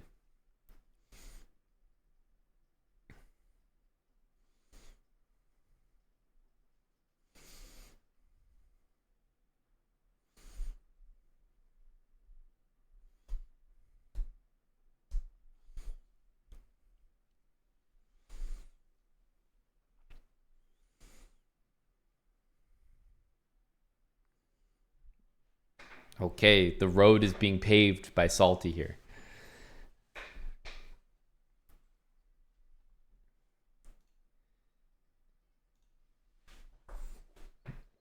Yeah, we've had that match before, Eddie. I can't remember if it was like a very official fight night one, but I know they played like a first to 10 a while back. Not that long ago, but a little while.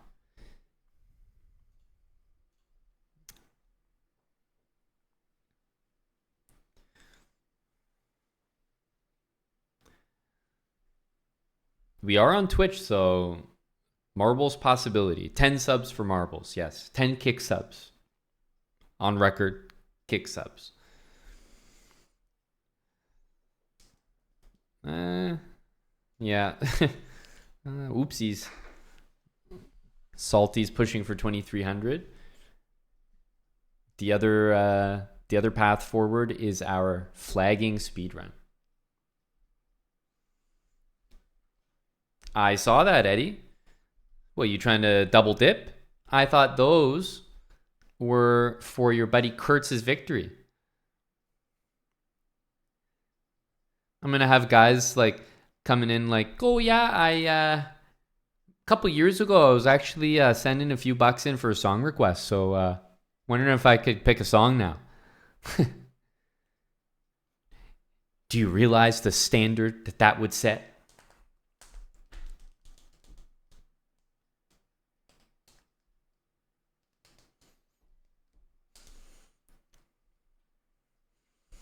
Where's the Kurtz payout? Kurtz, you cleaned 250. You're cleaning up a little better than 10 subs there, bud.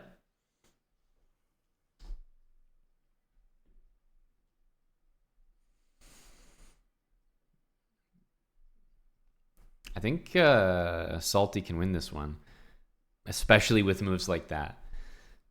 Oh, he needs to play faster though. What is this, dude? I think you leave your queen on b6 and just start like shuffling the pieces.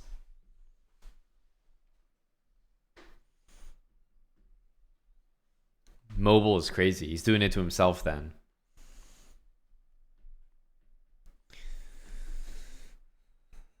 Got it. Okay, understood.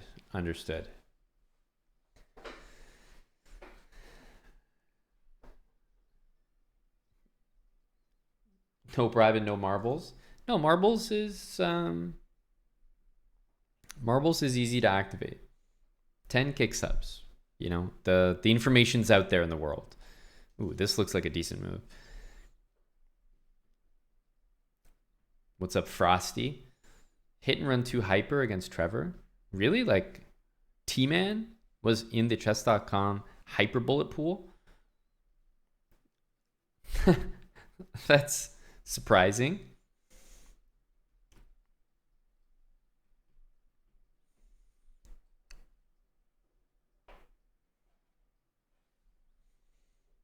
Oh, you challenged him. Right. Still surprising he accepted, but that makes more sense. Well, that's a 1,200 bullet leprechaun to you now, Eddie. ABD's leveling up. Not to be trifled with.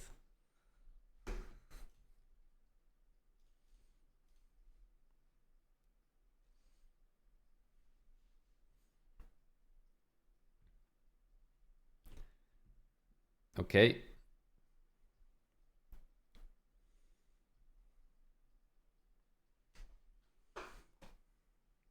The salty special. The salty special here. Wow. Eddie's prayers. Look at this. The salty special. Eddie has been talking about, oh, can we get some marbles going? And from the heavens above, AG has come to the rescue. He says, you know what? We can roll a few marbles down the track. We can make it happen. I've done that before. Okay. You really activated Eddie there, AG. You really activated him. All of a sudden, the guy's shilling Holtzkern. I mean, we got Eddie's fucking spinning the sign on the street corner. Never seen the guy with this much energy.